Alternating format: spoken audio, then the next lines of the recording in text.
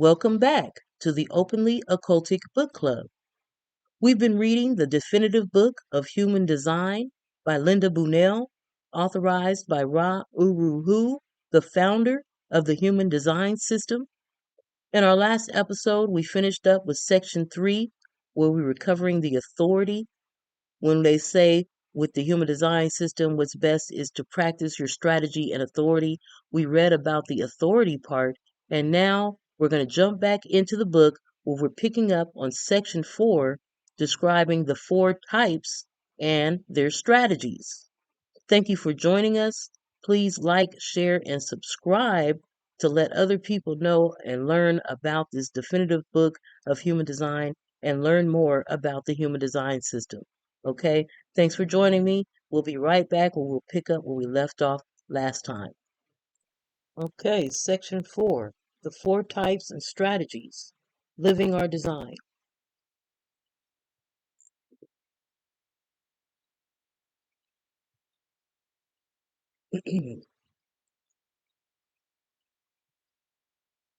um, the shift that heralded into appearance The shift that heralded the appearance of Homo sapiens in Transistus in 1781 also precipitated the division of humanity into 4 distinct types: manifestors, generators, projectors, and reflectors. So, according to this book, humanity wasn't divided into these 4 distinct types until 1781. Is that what they're saying?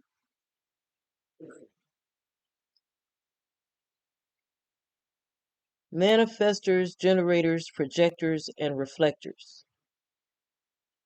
These types embodies the essence of the human design system, and it's the basis for its most practical, empowering, and transformative information, strategy, and authority.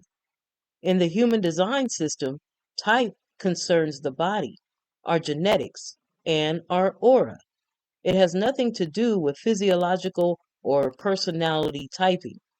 Each type defines a particular mode of operating energetically and a prime auric frequency that is as distinguishable as our blood type.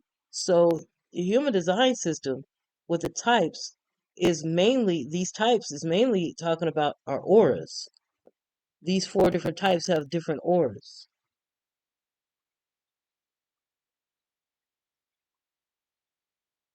Our practical use of type is based on an understanding of the subtle and unconscious dynamics of human interaction through the aura. What we communicate through our aura is determined by our body's genetic makeup, which we see defined in our body graph. Definition determines type, and type is expressed through our aura. The 4 types are grouped according to their ability to consistently generate or initiate energy or not. There are 2 energy types, the manifestor and generator, and 2 non-energy types, the projector and the reflector. Non-energy types do not have constant access to their own generating and manifesting capacity, and their available energy and stamina for work is not reliably available to them. Following their strategy maximizes their available energy potential. Wow. Let's read on, because this is saying that some people on Earth don't have the type of energy and stamina available consistently for work because it's not consistently or reliably available to them because they're non-energy types. Wow. Okay. Our auric presence in the world. Auras are a full expression of the being and a controlling agent of the way the form is going to work. Auras are the way that we connect to and are experienced by the other. Ra Uru Wu. There is an electromagnetic energy field surrounding and extending outward from every living thing. In the case of human beings, that field extends about 2 arms lengths in every direction from the body.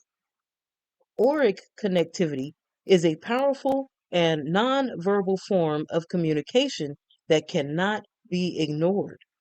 If we understand and honor the key differences between types at this auric level, we create the potential to interact and communicate successfully and amicably with one another on all levels. The provocative nature of our aura does the talking for us. Generator auras provoke others to ask them so they can respond. Projector auras provoke recognition and the invitation. Manifestor auras challenge or initiate. And reflector auras provoke others to look to them for their reflection or assessment. Each type can relax into their strategy with confidence when they understand and allow their aura to do the work for them. In order to evolve and fulfill our purpose as highly social beings, we're here to commune with others.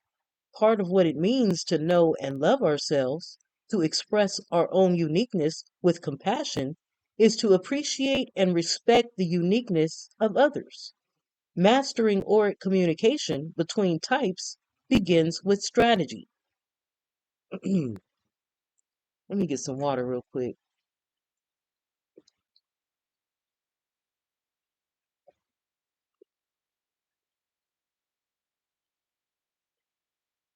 Okay. Strategy reflects each type's unique auric mode. When we talk about an individual's strategy by type in human design, we're referring to a way of being in the world without resistance, a method that aligns us with our unique geometry in the overall flow of the totality and supports the process of becoming our authentic self. Strategy is not a philosophy. It's based on the way that our vehicle is genetically designed to operate on all levels. Strategy accesses the unique ways energy is designed to flow through each person's body graph and ultimately determines the way our health, sexuality, relationships, and life purpose play out. All chart analysis begins at the level of type. Each type has a simple, understandable strategy for efficiently and successfully interacting aurically with the other types. The human design mandala and body graph provide the specific cosmic background and blueprint, respectively, for determining this strategy. Once you begin living your type's strategy, you'll experience its rewards as your type's signature, as peace for the manifestor, satisfaction for the generator, success for the projector, or as surprise for the reflector. You'll discover something inside of you that was hidden by overlays of conditioning. You'll get in touch with the part of you that always knew what was correct or not correct for you. That place inside that you can trust to say yes or no to whatever you meet in this life. Strategy breaks through the habit of comparing yourself to others and opens the way for you to discover your uniqueness so that you can simply enjoy being who you are. Strategy frees your inner essence to thrive so your purpose can naturally unfold. Living life according to your strategy launches your individual experiment. You can test your strategy yourself and find out if it works for you. Let your own strategy and authority begin to replace the blind faith that most of us place in any and all our authorities outside of ourselves. So here's the manifester. It has a closed and repelling aura. The not self theme of a manifester is anger. Their strategy is to inform. Their signature is peace. The manifester type. Two things in particular distinguish a manifestor's design from the other types. First, it conspicuously lacks the sacral definition. which immediately places manifestors in a global minority. Secondly, there is either a direct or indirect connection between the throat center and one or more of the three remaining motors in the body graph: the heart, the solar plexus, and the root centers. Manifestors are somewhat rare, comprising less than 10% of the world's population. So, a manifestor's throat center will be connected to one of the motor centers, either the heart, solar plexus, root center, or a combination of those things. And a manifestor lacks sacral definition. I did not know that. Okay, overview. The saga of humankind unfolded as it did because manifestors didn't have to wait for the gods or for forces outside themselves to move them into action. Manifestors' exceptional ability to bring into being or make manifest what they envision, in combination with the protection of their closed and repelling aura, often place them in positions of rulership, such as a warrior king or a high priest. As the only pure doers among the types, manifestors conquered and defended kingdoms and secured and maintained their power and authority by establishing the laws. Our remaining religious and secular hierarchies are a result of the manifestors' attempt to retain control and to avoid being challenged. Interesting.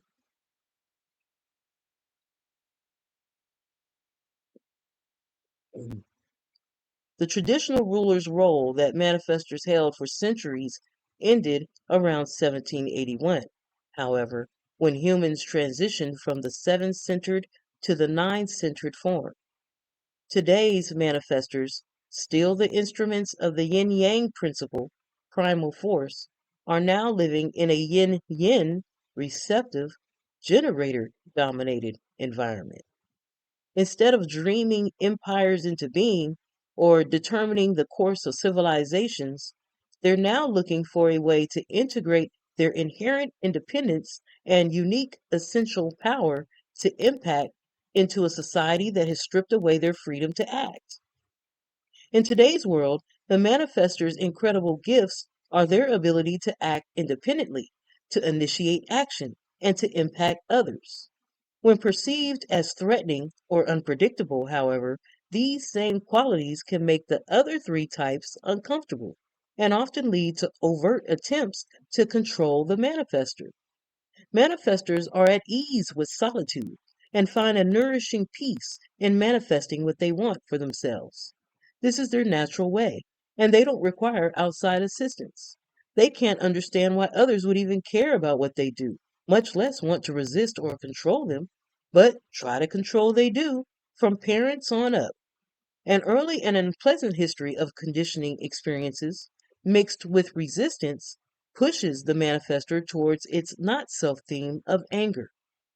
This anger will be expressed in one of two ways: an anger or rage and rebelliousness, or as passivity and accommodation.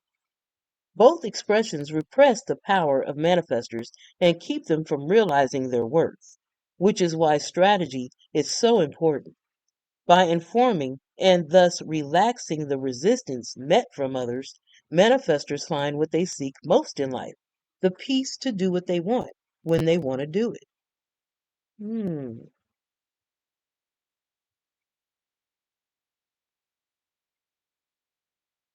Manifestors are not particularly interested in themselves, nor do they need to rely on other people to ask them or invite them in order to act on their authority.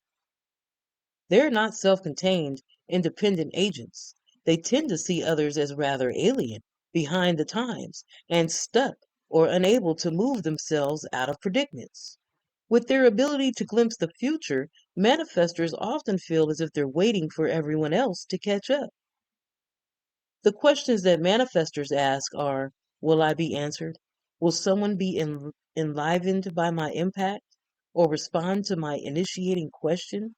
This underlying pressure to impact, to make things happen, is key to fulfilling their purpose. Manifestors are most comfortable when left alone to do as they please. Yet the other three types are waiting for the manifestor to initiate them or a new process, so each can contribute their essential part. Manifestors often look to the other types to provide the specific energy needed to complete what they themselves dream. In a perfect world, manifestors get things started. Projectors guide the process. Generators provide the energy to realize or complete it, and reflectors tell them how well it is going. Wow, I like that. I want to kind of get a screenshot for that. In a perfect world, manifestors get things started. Projectors guide the process. Generators, uh, oops. Generators provide the energy to realize or complete it, and reflectors tell them how well it's going. Okay. Hold on. Sorry, guys. Hold on. One last time. Let me get it right. Here we go. Okay, manifestor strategy to inform. Manifestors have a long-standing reputation of posing a threat to order and stability. Their independence and closed, repelling aura, which literally pushes their energy outward, is often experienced and misinterpreted by others as the manifestor's need to take control or be in charge of the situation. People often feel ignored or run over by out of control manifestors and tend, therefore, to fear them. Conversely, manifestors grow up conditioned by the fear of being controlled and rebel by doing the opposite of what is healthy for them. The manifestor's repelling aura causes other auras to contract, putting them in a defensive or protective mode. Most interpersonal confusion or misunderstanding between types is set up energetically, far below one's level of consciousness before verbal communication is even initiated. The manifestor's simple strategy to inform breaks through this highly charged auric interaction and effectively opens the way to clear, productive, and peaceful communication. Informing is the only way that manifestors find the freedom from resistance that they need in order to manifest. Technically, manifestors need to inform after they've already made a decision, but before they act on it, or at least as they are acting on it. Additionally, when they decide not to do something any longer, they must inform about that too. Through informing, or though informing is far from pleasant and natural for a manifestor, life is so much easier when they learn to do it and do it well. It's only by informing that they remove resistance from their path and put others at ease oracally without being either passive or aggressive. As a child, informing takes the form of learning politeness and asking permission. From an early age, however, manifestors often choose not to ask permission or inform, either because it's too much to bother or because they think that by keeping what they're going to do a secret, they can avoid being rejected and controlled. Informing becomes an acceptable and practical part of the decision making process when manifestors understand and embrace the impact that they have on others. Manifestors do not need people in the same way that the other types do, and are generally not concerned about how others perceive them. They're genuinely, they're genuinely surprised to learn that they have an impact at all. Becoming aware of the many ways that their impending decision will affect others is the first step to bridging relations and releasing their full initiating power. As manifestors learn to inform before they act, to prepare people for how they might be affected by their actions, they'll begin to feel a new kind of support and receptivity from others. When resistance is no longer an issue, anger subsides and peace prevails. And manifestors also feel honored and respected when others include and inform them. To put informing and impact into perspective, Let's say a manifestor goes to work and mid-morning suddenly begins to see a way out of what has begun to feel like a dead-end job. In a flurry of excitement, and with her vision leading her, she packs up her office, places a brief letter of resignation in the boss's mailbox, says goodbye, wishes everyone well, and walks out. Everyone else then experiences what feels like chaos because they were not properly informed or prepared for the action of the manifester. The boss is left without help. The manifestor's fellow employees wonder what they did to offend, and the manifestor's family is concerned about the security of their future. The impact of the manifestor's unanticipated action will most likely meet with some form of resistance from those whose lives were affected by its abruptness. The manifestor had a plan of action and did not need anyone else's advice or input to make it happen. Remembering to inform all of those who would be impacted by the decision, however, would not only have reduced resistance, but also may have garnered the support needed to achieve the new vision in peace. Informing paves the way for manifesting. It's the only solution for the manifestor.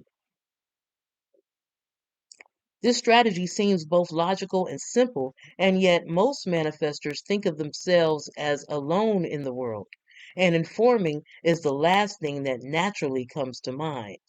When they take the time to write down the names of all the people their future decisions might affect, they will usually see that they're not isolated and their decisions do have impact. When manifestors are aware of how they impact, the logic of informing becomes apparent, and this knowledge alone can transform them. In the end, informing is about showing respect for the other. When manifestors don't inform others, excuse me, when manifestors don't inform, others feel disrespected and ignored. Whereas informing dispels fear and builds trust, which in turn dissolves the need for control on either side. Isn't that interesting?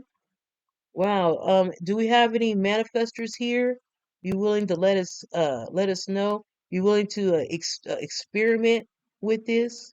Try informing and then not informing and let us know what the results of your experiment are? Yeah, we'd like to know. The importance of authority. In truth, as compared with the other types for whom strategy is a mechanical part of their design, manifestors have their strategy artificially imposed on them as a means of eliminating or alleviating resistance. Honoring their own authority, therefore, becomes even more significant in their lives. To attain the full expression of their cognitive potential and to have the proper impact, they must act out of their inner truth and not from the mind. If they make up something to do using their mind just to release the pressure to get things moving, they'll meet with resistance. So, manifestors with emotional authority. As true initiators, the timing of manifestors' actions are of utmost importance to them, especially manifestors with a defined solar plexus center. Neither their truth nor their moment of clarity can be accessed in an instant. Emotionally defined manifestors who don't wait out their emotional wave are more reactive or impulsive, and consequently, they meet with more resistance and tend to get into trouble. By honoring and accepting the chemistry of their emotional wave, they can use their waiting time beneficially to determine who will be impacted by their decision. Time brings clarity. By the time they get to the end of their wave and have reviewed the list of those most impacted, they may decide to not even take action. Emotional authority requires that manifestors nurture patience in themselves, which can result in a win win position for everyone. There's a big difference between actions directed by the mind and manifesting coming from a place of inner clarity.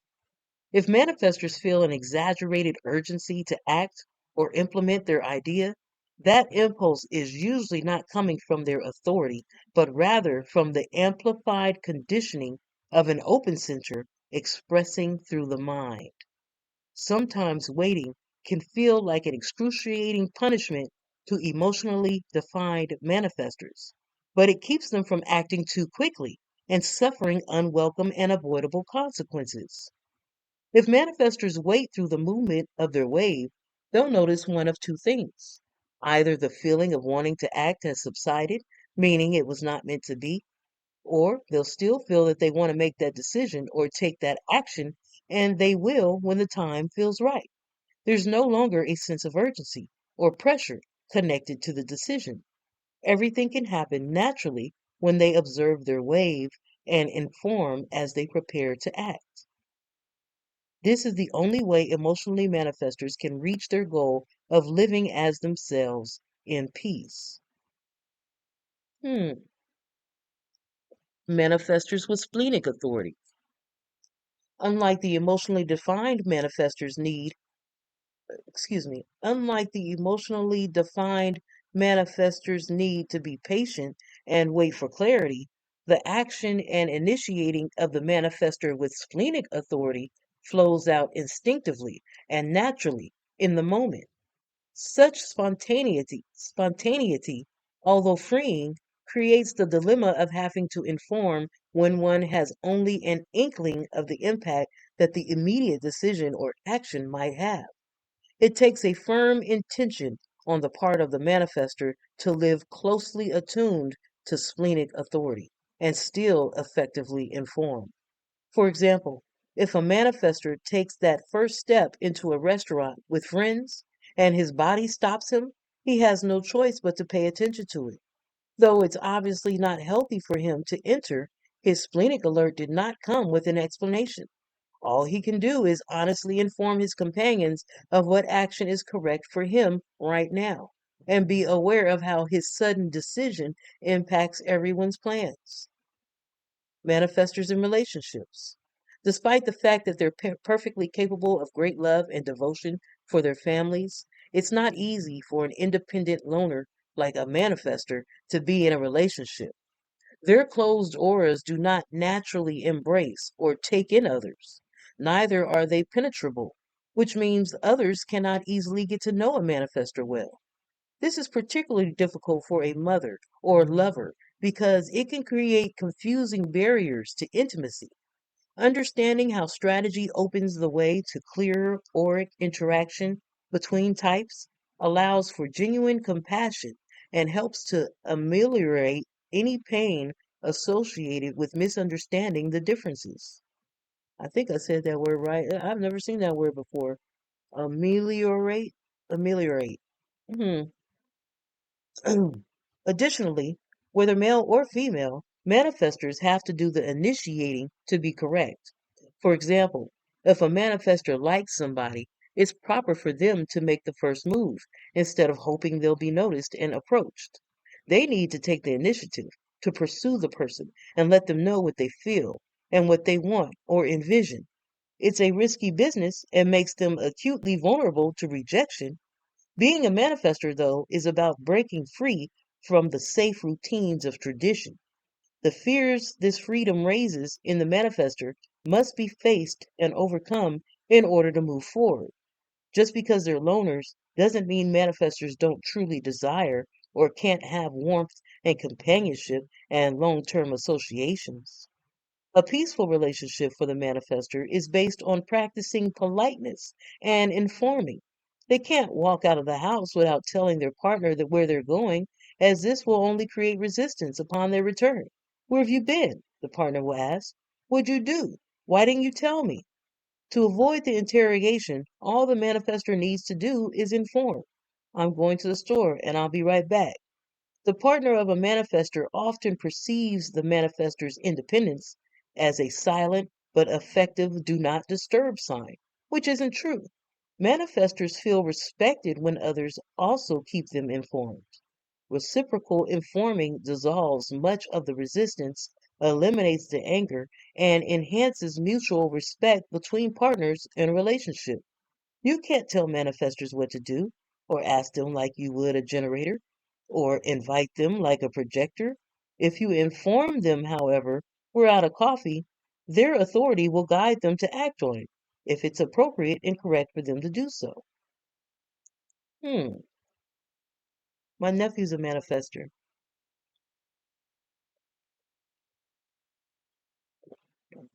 So you just tell him, hey, we out of coffee. You gonna make it happen, huh? I'm gonna say to my nephew, we're out of money. We're out of money. I'm just kidding. He's only 10. Okay. Mhm. Manifestor children. Speaking of manifestor children, that's exactly what we're talking about. Perhaps manifestor children are misunderstood because they're now so rare. Their strong, repelling auras are felt the moment that they come into the world, putting their parents immediately on the alert. Even as children, though they need to be respected and treated as manifestors and given a healthy amount of freedom of movement, it's essential to teach them their strategy early on, for when they're polite and ask permission, they'll more often than not be allowed to do what they want to, except when safety's an issue for them or anyone else impacted. Putting excessive controls on manifestor children forces them to rebel or become passive. Hmm. Manifestors and the effects of living from the not self.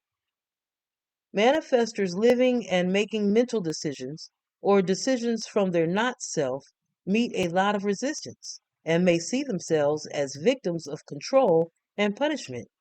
They don't experience their inherent power, but instead feel restricted and powerless. They're deep sources for most manifestors' anger. These are deep sources for most manifestors' anger, which may become depression or despair if turned inward on themselves. Life is so unfair. To avoid being controlled or rejected, not self manifestors tend to relinquish their power, pretending that they're not powerful. They behave like generators by waiting rather than initiating, responding to what others want from them. They become impulsive workaholics but end up accomplishing little. Their timing is completely off as they aggressively initiate but refuse to inform, generally crashing through things and creating all sorts of resistance in their lives. In these ways, powerlessness replaces their authentic power. The overall result is exhaustion and ineffectiveness. What they forget is that they're still manifestors. And for anything of value to happen in a manifestor's life, it is the manifestor who has to initiate it, including reconnecting to their own life, to their own authority. They're here to have an impact. When manifestors enter their experiment of following their strategy to inform and relying on their authority for decisions, they will have to confront the following fears in order to succeed: the fear of upsetting someone, the fear of informing because it might cause confrontation, the fear of informing because someone will try to control them, the fear of informing because they might meet resistance or rejection, and the fear of one's own anger. Healthy sleep habits for manifestors. It's best for manifestors with their open sacral center to go to bed before they feel totally exhausted. By laying down or relaxing as much as an hour before they'd like to sleep, they give their bodies a chance to unwind. Additionally, their auras have time to release energies that don't belong to them, thus preparing them for a peaceful, refreshing night's rest. This is good stuff, guys. Signature goal: peace. What manifestors desire more than anything else is peace, a place of no resistance. Breaking away from living a not self life is what opens the way to that peace. This means dreaming and pursuing their visions, doing what they want to do and are here to do out of a deep sense of calmness and inner stillness. When they find themselves in this state of peace, they know that they're aligned to their authority by their strategy of informing and are empowered to manifest and have their unique and essential impact on the world. And here's a list of famous manifestors: Adolf Hitler, Johannes Kepler, Helmut Kohl, Elizabeth Kubler-Ross, Krishnamurti, Hermann Hesse, Jack Nicholson, Bruce Springsteen, Mao Zedong, Jesse Jackson, Maya Angelou, Art Garfunkel, Tracy Ullman, Martha Stewart, Tommy Smothers, George Carlin, Ra Uru Hu, Robert De Niro, Bob Newhart, Jennifer Aniston, Susan Sarandon, Tim Robbins, and George W. Bush. Wow. I can't wait to experiment with a manifestor on these different things. All right, here we go to the generator. Are you a generator or not? Let me know in the comments. The generator has an open and enveloping aura. The not self theme is frustration. Their strategy is to respond, and their signature is satisfaction. The generator type, unique to and of central importance for generators, is their sacral center, which both cradles and generates the pattern of life on the planet. When the sacral center is defined in a chart, the person is either a pure generator or a manifesting generator. What distinguishes them is that a pure generator has a defined sacral center without a motor connecting directly to the throat, and a manifesting generator has a defined sacral with a motor connected to the throat. The manifesting generator is not a separate type, but rather a variation of the generator type, with a subtle distinction that lies in its aura frequency. Manifesting generators are generators by type and are designed to follow the generator strategy to respond. And approximately 70% of all people are sacrally defined. The generator's creative life force energy dominates the global frequency of the planet. Pure generators comprise approximately 37% of humanity, and manifesting generators about 33%. Okay, I think I read something a little too fast. Did it say that the manifesting generator has a different aura from the pure generator, or do they still have the same type of aura? Let me see. The manifesting generator is not a separate type, but rather a variation of the generator type with a subtle distinction that lies in its aura frequency. Okay, so there is a subtle distinction in the aura of a manifesting generator versus a pure generator. Okay, cool. All right, the overview. Throughout human history, the creative energy and stamina of generators made them a valuable and desirable commodity. At the same time, ignorance of their own potential made them easy prey for those who could take advantage of their gifts. Generators have always been deeply envious of the ability of manifestors to manifest what they envision. Unable to mimic or compete with manifestors without meeting resistance and failure, they grudgingly surrendered to the manifestor who ultimately enslaved or controlled them to erect huge empires. Generators became forced laborers, the great builders of our civilizations. They retain the role of builder to this day, although they now have the tools at their disposal to live this role awake and aware, free of oppression, and with full knowledge of their incredible sacral potential. They can know exactly what they're here to do and love doing it in cooperation and mutually beneficial ways with the other three types. This new phase of understanding and appreciating their place in the whole is slowly evolving. It will be a reality when generators relax into responding, when manifestors initiate, when projectors guide, and when reflectors reflect the level of satisfaction and authenticity in the world. All generators are born to work and to love the work that they do, completely exhausting their measure of creative sacral energy every day. Their sacral motor doesn't give up until what it has committed to is accomplished. This is what brings deep satisfaction with life and a restful, regenerating night's sleep. The other three types are looking outward. The manifester is focused on impacting, the projector on knowing about how other types use their energy resources, and the reflector on understanding the environment. Generators, however, are focused on knowing themselves and understanding their own process. Generators find their life through their work, through how they respond to using their daily supply of energy. The right work actually transforms their life and slows the degenerative process of their bodies. Generators are designed to respond with their sacral center through sounds, as a vibration that rises to their throat from their midsection, like pure generators, or as actual movement towards engaging in the activity, more common to manifesting generators.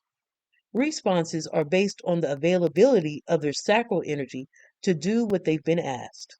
Once pure generators respond and are engaged in an activity, they go through a step by step process which thoroughly covers each stage of its development.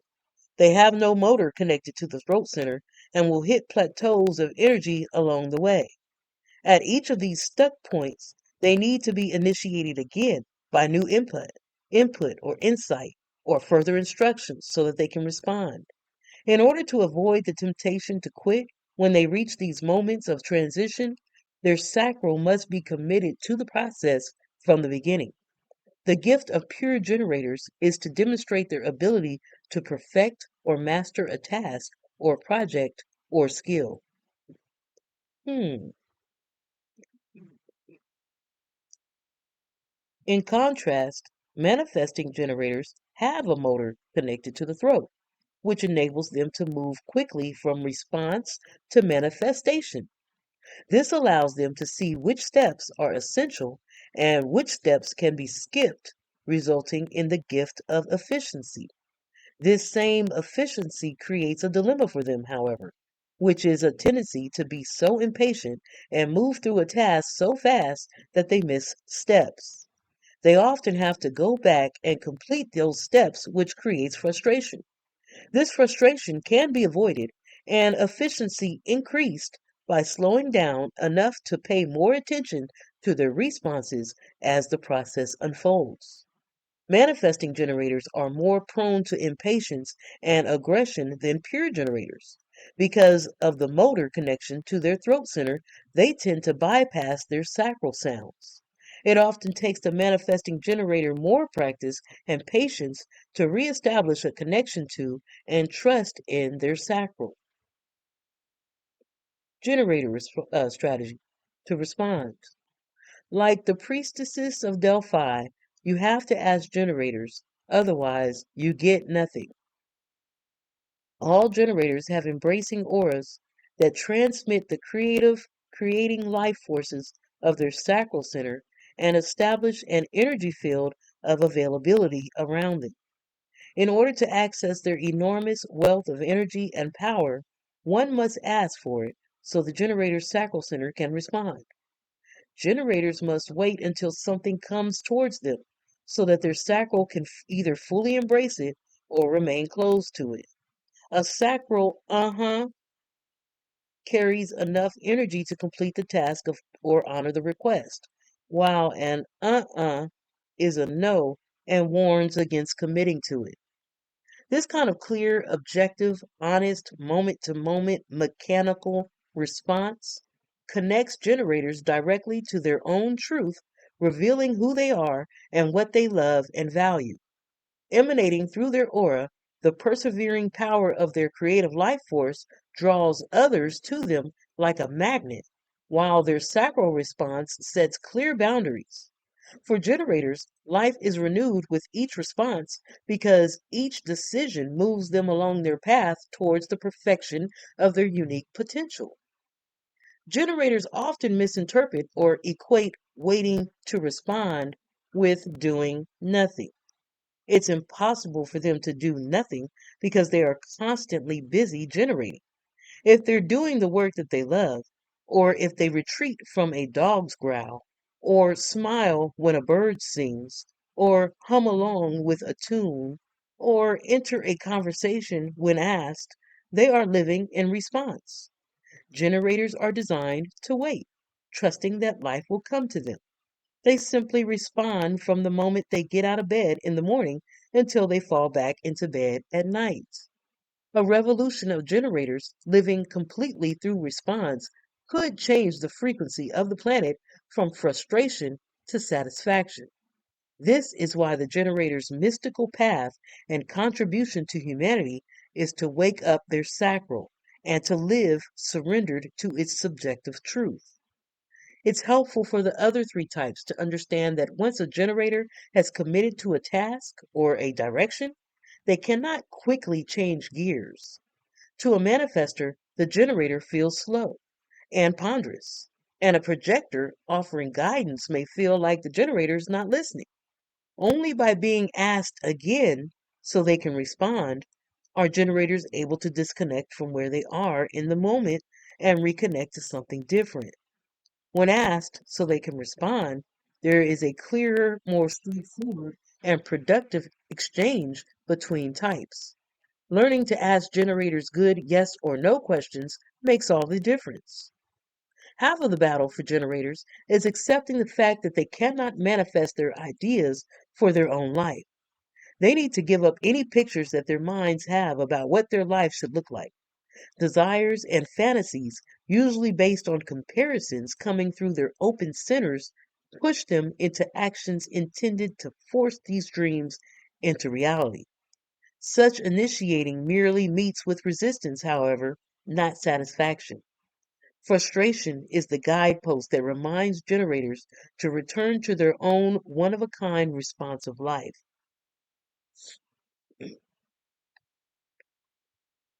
The following narrative about a generator and a manifestor illustrates the difference between responding and initiating. You'll recognize their strategy by the roles that they play. The setting is a dusty western town, and sitting in front of his office is the sheriff. The townspeople are in an uproar because they've heard that a gunslinger is on his way to town. Everyone tries to get the sheriff to move, to do something to protect them. The sheriff just sits and waits. The gunslinger arrives in town, dismounts, walks into the middle of the street, and informs the sheriff of his intentions. The sheriff responds and steps away from his office and into the street to face him. The gunslinger draws his gun, and the sheriff, empowered by waiting, shoots him dead. The moral of the story is that generators who wait until they're fully empowered and perfectly clear in their response will find that their actions are well timed and right on target. Good stuff, guys. Generators with emotional authority. Emotional authority adds another dimension to the waiting game for generators. Their warm, passionate energy has enormous value to others, which gives their waiting a subtle element of seduction and allows generators to shape the outcome of an offer on their own terms. No one has the right to gain immediate access to their energy. They become their own worst energy if they succumb to impatience by hurrying the process, initiating, accepting less than they should have, or jumping into a commitment prematurely. A few handy phrases that give them time to wait out their wave while leaving doors open to their availability are: it's a good offer, but I'd like to sleep on it. It's a lot to consider. May I have some time to think about it? A non emotionally defined person might take this as a rejection of the proposal, but if it's correct for both parties, their auras will pull them back together even stronger for having gone through the process properly. Emotional definition need not be a frustrating detour to living. For generators, following their emotional wave reveals new perspectives on a decision or situation at each point along the way. Very often, the first response is correct, but waiting for clarity allows them to make sure that there's time to uncover all the important things that would otherwise be missed. And sometimes the yes ends up being a no once they've had time to see all the information and details that only waiting reveals. Staying with the wave as it cycles and not rushing into decisions adds depth to one's life. In order to appreciate this process as it unfolds, however, all involved must be patient. Generators and relationships. To the casual observer, two generators making a decision in relationships can appear both awkward and hilarious. She might express an idea or possibility and ask him for his response. Since the idea came from her head as a thought, however, and instead of from her sacral, he then has to ask her if it's something she really wants to do after all. If her sacral says, they start all over again, either by refining the original idea or testing a new one. This is the way generators determine what will ultimately bring them pleasure and the satisfaction that they seek with each other in both business and interpersonal relationships. If generators begin a relationship correctly, they will end it correctly and leave without blame or guilt. If they don't enter it correctly, they can't leave it correctly, and they may carry a wound inside that can take 7 years to resolve. This wound can negatively condition all future relationships. The secret to success is for generators to begin and build relationships as themselves through response. Generator children. When generator children answer with their sacral voice of or they're often told this is not polite.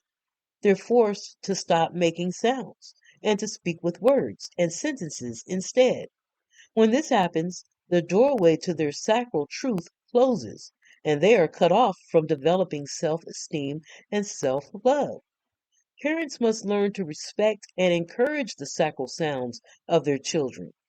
Generator children are designed to be busy and active until their sacral energy is used up and they fall into bed exhausted. Forcing them to take naps before they're tired will meet resistance and frustration on both sides. Aware and understanding parents can develop sensitivity to the energy and inner rhythms of their generator child, recognizing not self generator behaviors. Generators living as manifestors are easily recognized by their frustrated, unfulfilled state of being. From childhood on, generators have been told to go out there and make it happen. When generators initiate, however, the energy gets stuck and can't move forward. To compensate, the mind pushes them on ahead or even becomes attached to the outcomes that they think they want, and instead of finding satisfaction, they can't even finish what they start. They end up exhausting their energy with no satisfaction.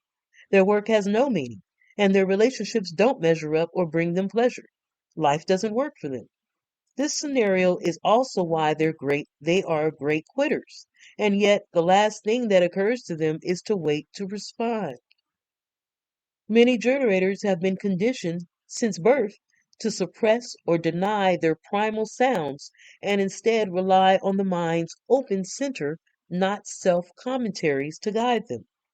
Generators have become comfortable living their unfulfilled, not self lives, which makes it difficult for them to now revive or reconnect to their sacral response.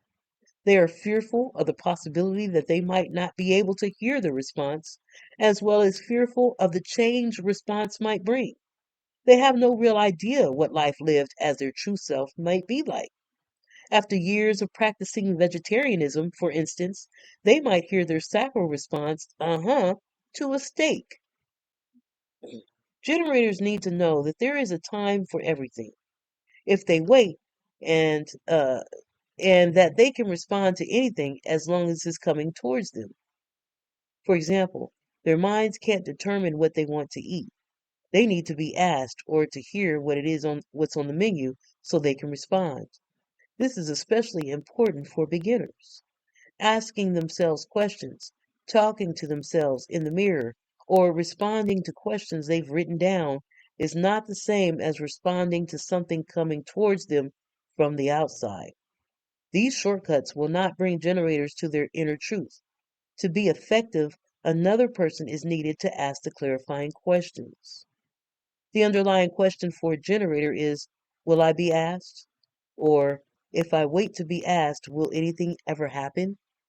Understanding the beauty of their open and enveloping aura, which is designed to draw the question from others, allows them to watch and wait and relax into living. As generators begin to honor their strategy, they'll have to deal with mental fears, such as fear that no one will ask them or that they'll have nothing to respond to, fear of the unknown, fear that nothing will happen in their life or that their survival will be in jeopardy. fear of losing control over their life, and fear of failure. Healthy sleep habits for generators. For generators, true rest will not come until they've finished generating and burned off that day's energy. When they do fall into bed exhausted, they'll sleep better and feel fresh and new in the morning. Manifesting generators should get into bed before they're exhausted, however, and work, read, or watch TV until they're finished generating. They'll need to allow their energy to calm down and yet still continue to move them to a point of exhaustion. Signature goal, satisfaction. What generators seek most in life is satisfaction. Their minds will never figure out what brings them that kind of deep satisfaction, yet response brings it with ease. There's nothing more rewarding for generators than to feel a sense of satisfaction in their work and in their relationships. Famous generators. Pure generators, the Dalai Lama, Albert Einstein, Carl Gustav Jung, Mozart, Madame Curie, Luciano Pavarotti, Dustin Hoffman, Greta Garbo, Madonna, Elvis, Walt Disney, Anthony Perkins, Dolly Parton, Mel Gibson, Meryl Streep, Eddie Murphy, Robin Williams, Celine Dion, Garrison Keillor, Ram Dass, Kreskin, Johnny Carson, Oprah Winfrey, Ellen DeGeneres, Paul Simon, and Truman Capote.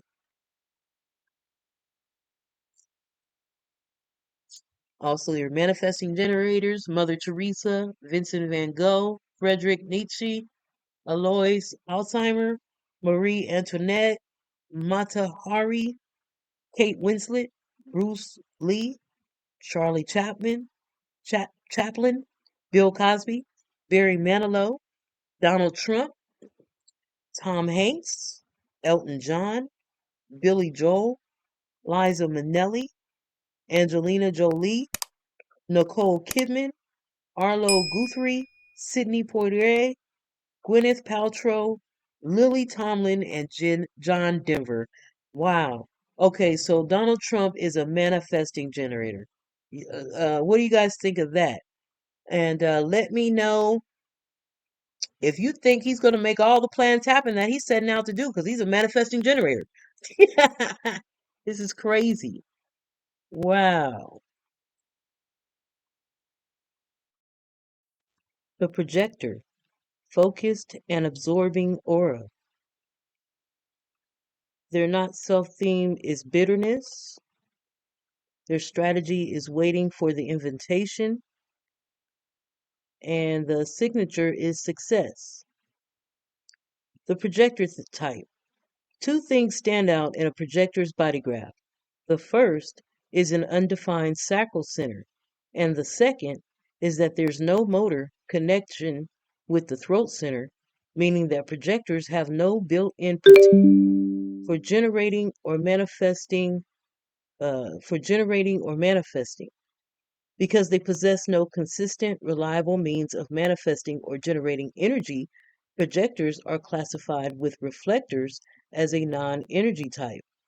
These two types use their experiential wisdom about energy to increase the understanding and productivity of the energy types, generators and manifestors.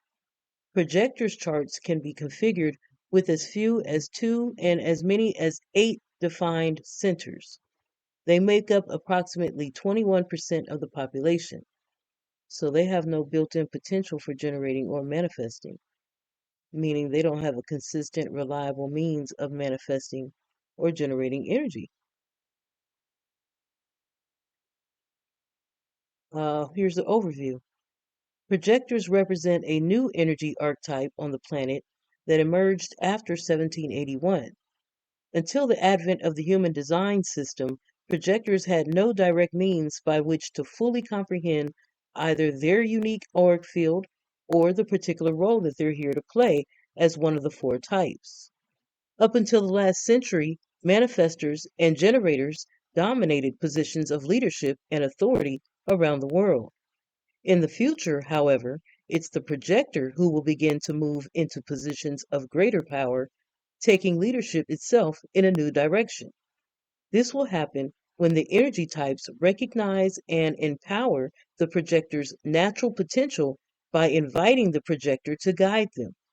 As manifestors are freed to initiate processes and generators begin to realign with their own natural power as creative builders, projectors will emerge as the administrators of the new order. The projector's focused, probing aura and complex way of interacting with people at deeper energetic levels sets them apart from the other three types. With their natural brilliance and openness to taking on the expectations and energies of others, however, they've managed to effectively imitate both manifestors and generators and lose themselves in the process.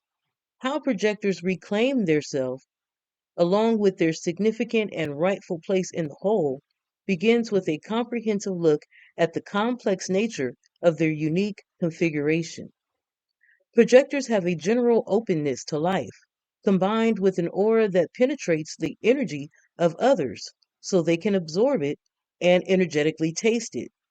With their capacity to see the big picture, recognize the talents and gifts of others, and bring people together, they make exceptional advisors, administrators, networkers, and natural mediators. Projectors can be gifted organizers and masters at understanding how to maximize energy and resources as they see things that often others often miss.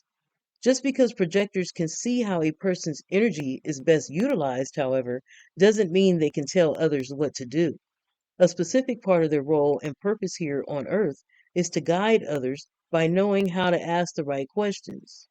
Projectors have a natural gift for diplomacy that's wise to nurture. Projectors are rising naturally to the top of the type hierarchy, however, and they still have a long way to go, and a great deal depends on having awake and aware manifestors and generator energy to work with. Projectors are more interested in other people's designs than they are in their own, and they normally seek out systems that help them to understand individuals, groups, and the ways people work together more efficiently and effectively. Recognition is the projector's key to understanding the way that their strategy connects them to their authority and the world. In some ways, recognition is to projectors what responding is to generators. Their powers of strategic recognition provide them with their boundaries, which they maintain by being selective when accepting invitations.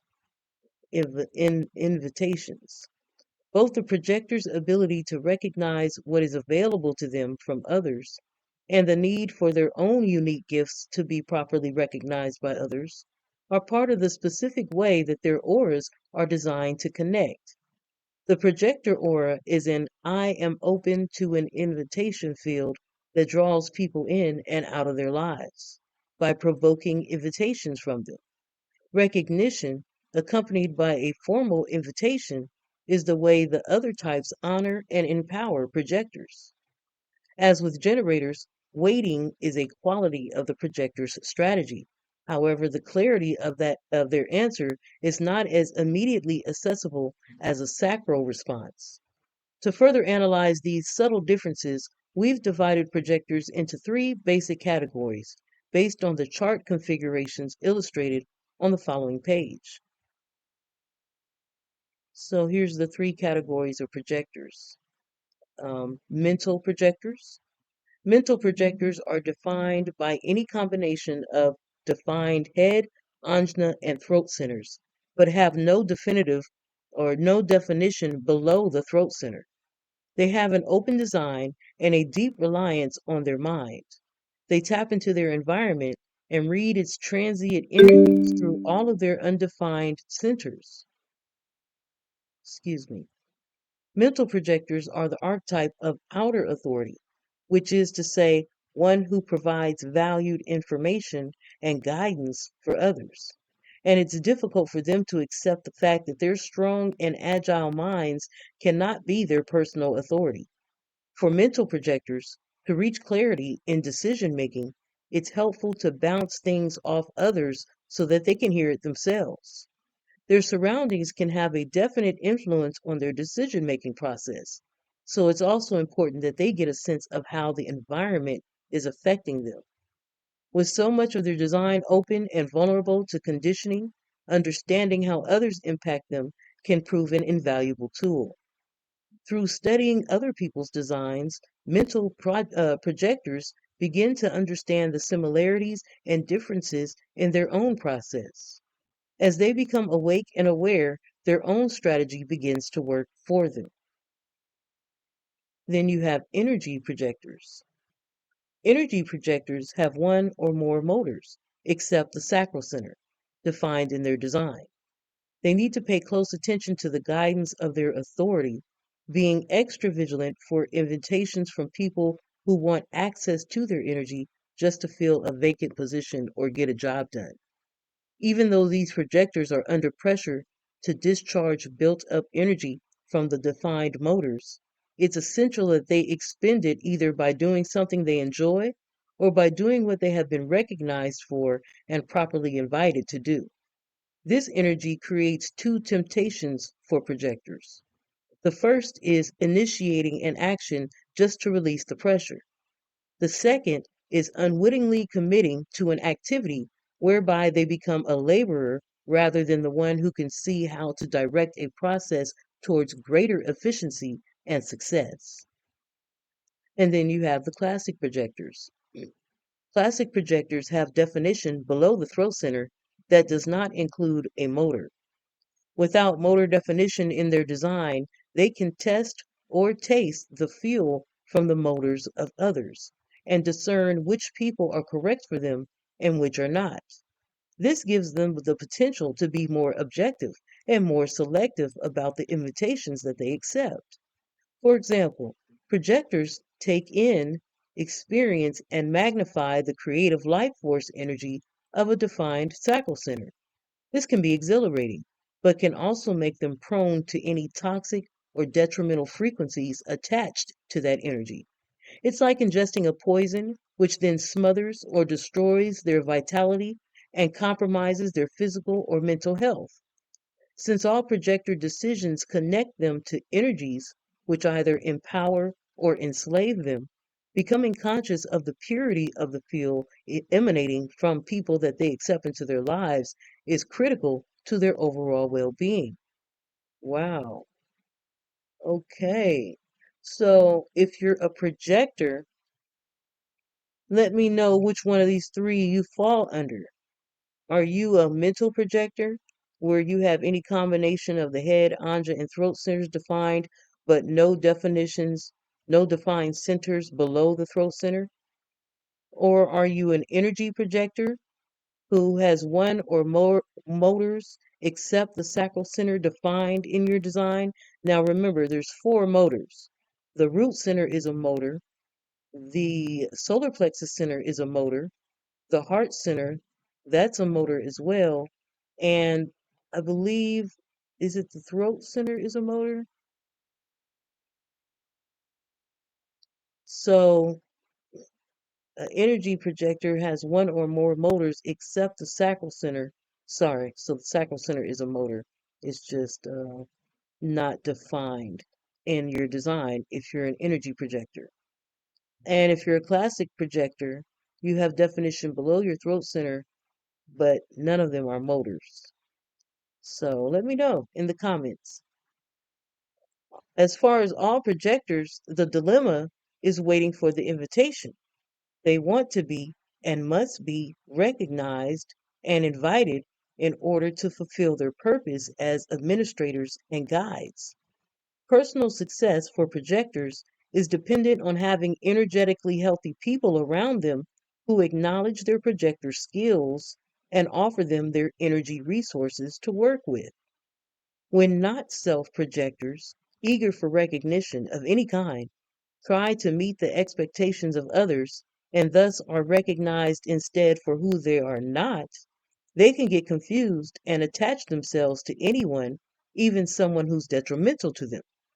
Healthy projectors are those who avoid this trap by recognizing themselves and understanding their own limitations.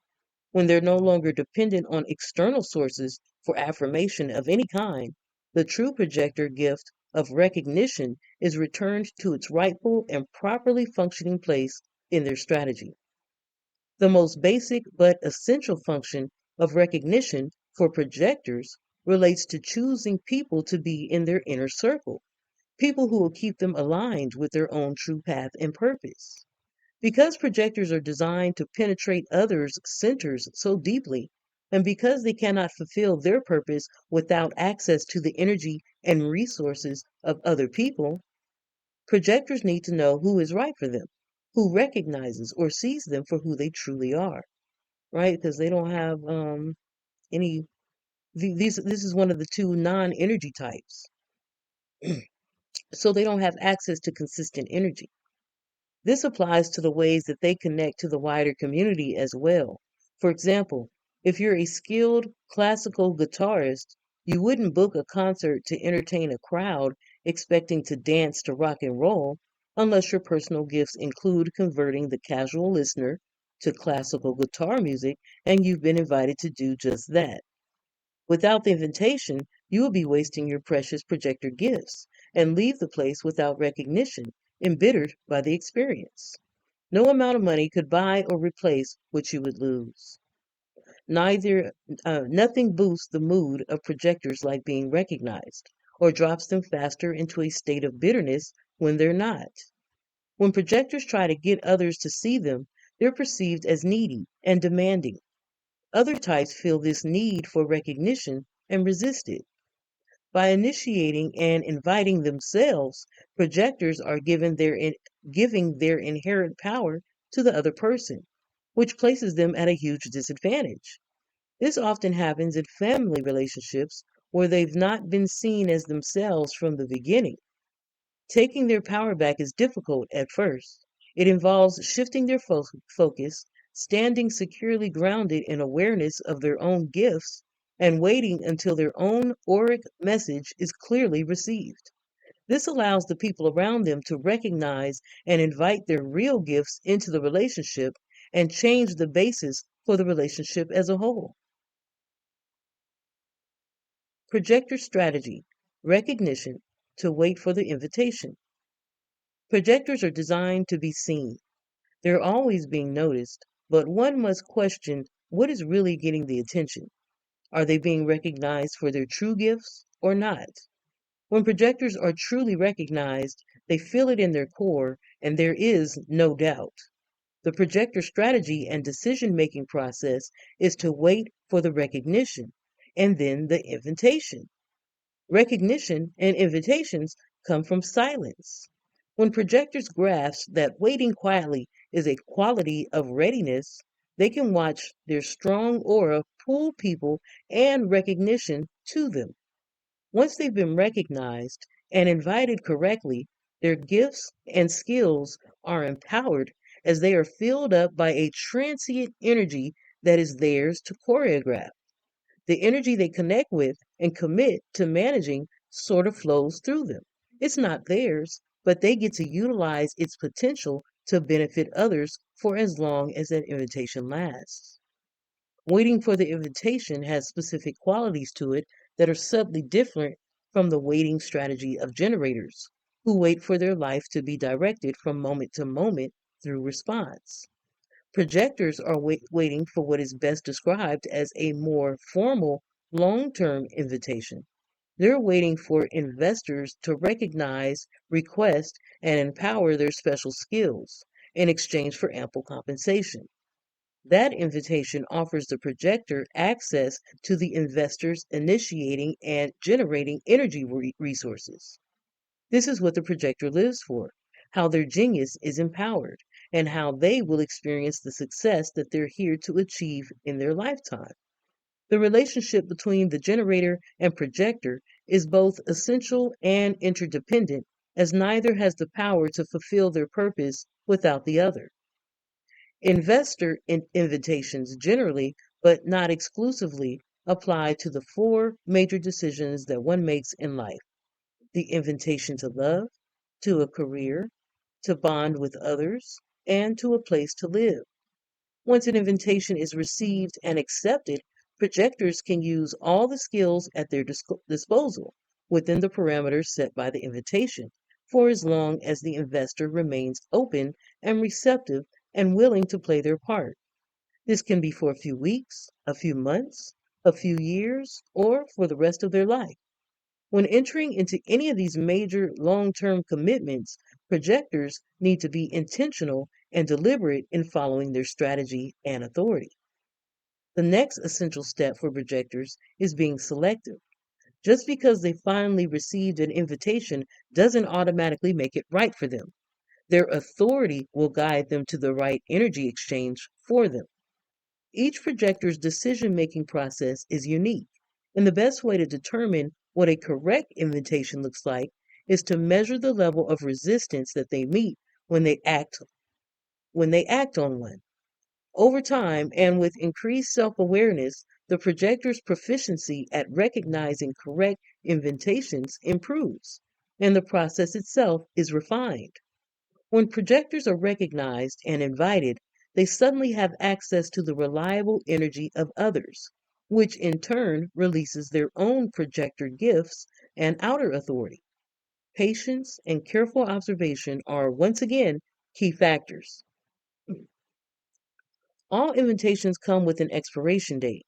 If the invitation has lost its energy or excitement, it's possible that the invitation has been withdrawn, or perhaps the job is complete, but no one has noticed. The projector may feel that things just aren't working anymore, such as money, interest, support, or adequate time are no longer available. At this point, it's helpful to discuss the situation with the investor in order to clarify the status of the invitation. Once aligned in their own power, projectors can let their auras do the talking. Their silent waiting is the most effective way to elicit correct invitations from others. Gradually, the people and invitations that were not based on recognition will slowly fall away.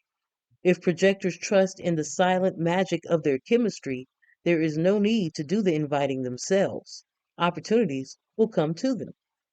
When projectors understand the sanctity of their aura, they will nurture and protect it. This begins with creating an essentially aura free space in their home that they can retreat to in order to properly relax and release the auric energies that they've absorbed during the day. Sleeping alone is also important for a projector because 70% of the population is generating sacromotor energy. In order to enter a deep, restful sleep, projectors must first take time to diffuse the extra energy that they've taken in. Achieving a healthy balance between activity and rest in their life begins with learning to sense when enough is enough, when to let go of the residual auric energy of others, and when to be alone. Projectors with emotional authority. Projectors have been waiting so long for invitations that even those with emotional definition have a tendency to jump at the first opportunity. Unfortunately, what appears to be a great invitation when they're up in their wave can turn into a horrible commitment when they're down in their wave. We're all conditioned to be polite and answer spontaneously when someone invites us to accept a job or attend an event. It's also easy for emotional projectors to get hooked into someone else's energy field, which adds to the confusion. They need to discuss it, wait, and discuss it yet again. By waiting for clarity, they may, in fact, receive an even more delicious invitation. The strategy for emotional projectors is simply to request a day or two to think it over. If they're still not clear by then, they should unashamedly ask for more time and or clarification of the details. Part of the experiment for them is to observe how and if their auric field draws the other person back again to renew the invitation while they themselves are waiting for clarity. Projectors and relationships. For a relationship to work, projectors must be recognized, formally invited into it, and given an essential role in its unfolding. Projectors who are neither appreciated nor recognized are stuck in a dependent and weak position, which leaves them feeling bitter. Life and relationships lose their sweetness. The best advice, as with all types, is to enter relationships correctly from the beginning. Projector children. It's particularly important to be extremely sensitive.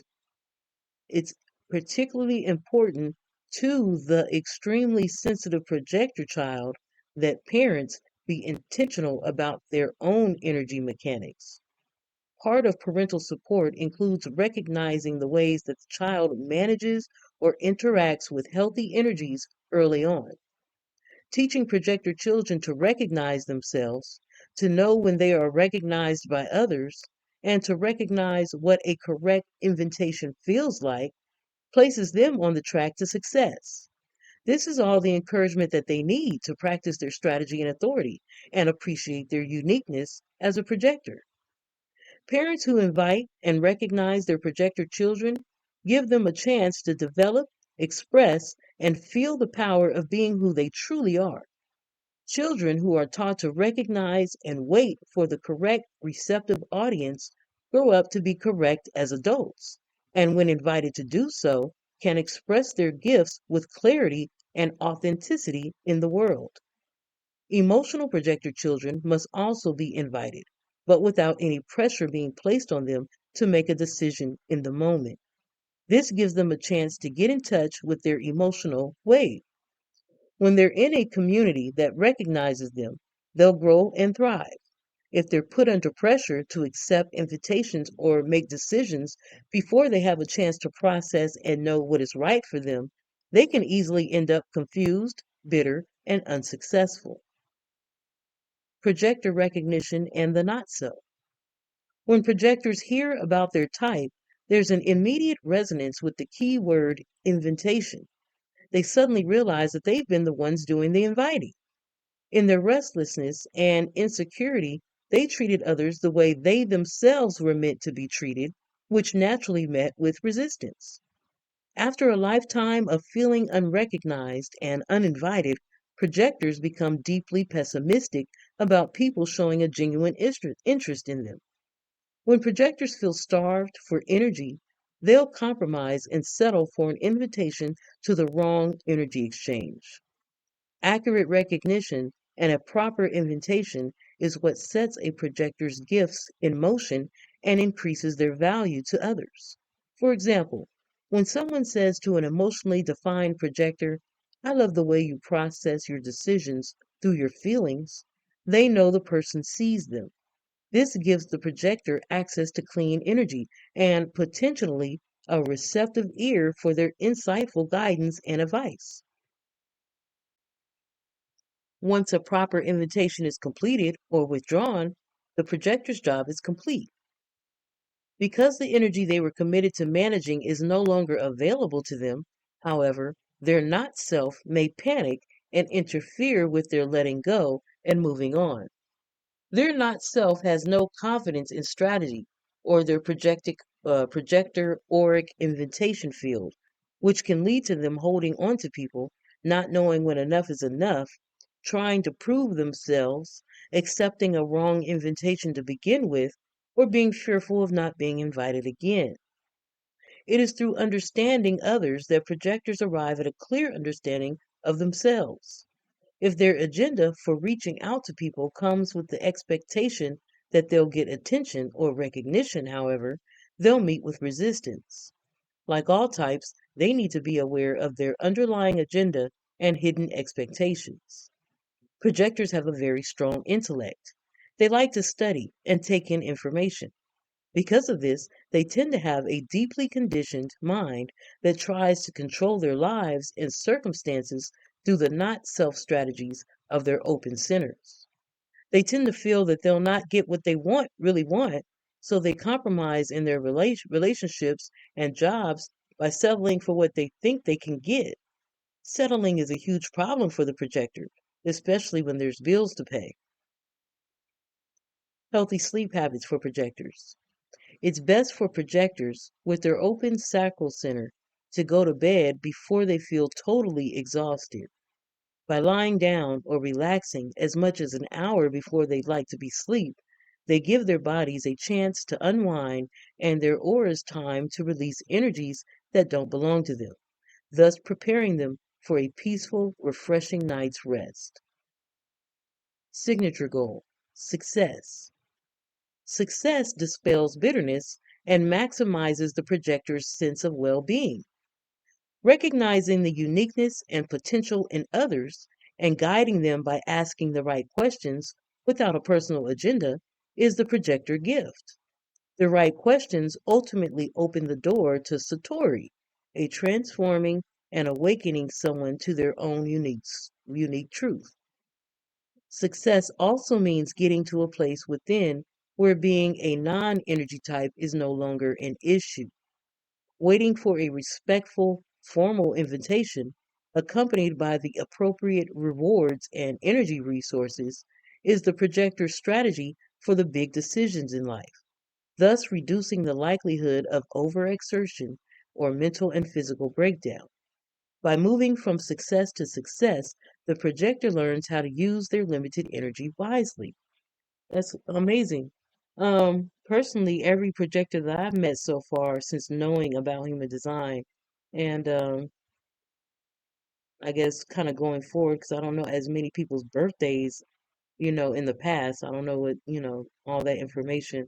But since I learned about human design a few years ago, I've noticed everybody that I knew who was an Aquarius was a projector. I'm not saying all Aquarius are projectors, but I feel like every projector I've met is an Aquarius. I don't know, something like that, right? So let me know in the comments if you are a projector. Are you an Aquarius? Here's a list of famous projectors: Nelson Mandela, JFK, Queen Elizabeth II, Fidel Castro, Joseph Stalin, Karl Marx, Osho Bhagwan Sri Rajneesh, Mick Jagger, Barbara Streisand, Marilyn Monroe, Woody Allen, Steven Spielberg, Princess Diana, Thomas Gottschalk, Bertold Brecht, Ralph Nader, K.D. Lang, Kirstie Alley, Whoopi Goldberg, George Clooney, John Bon Jovi, Demi Moore, Denzel Washington, Goldie Hawn, Ron Howard, Melissa Etheridge, Katharine Hepburn, Josh Groban, Diane Keaton, Ringo Starr, Candice Bergen, Shirley MacLaine, and Barack Obama. These are all famous projectors. Interesting. And last but not least, because there's four types, and we did the energy types first, which were the manifestor and the generator. And then the last two we were dealing with are the non-energy types. So that includes the projector and the reflector. So the reflector has a sampling aura. Their not self theme is disappointment. Their strategy is waiting a lunar cycle, and their signature is surprise. The reflector type. Reflector body graphs are easy to identify because all 9 centers remain white. Instead of a fixed definition, reflectors have gate activations. These gates form a channel when connected to a harmonic gate courtesy of other people's auras or transiting celestial bodies.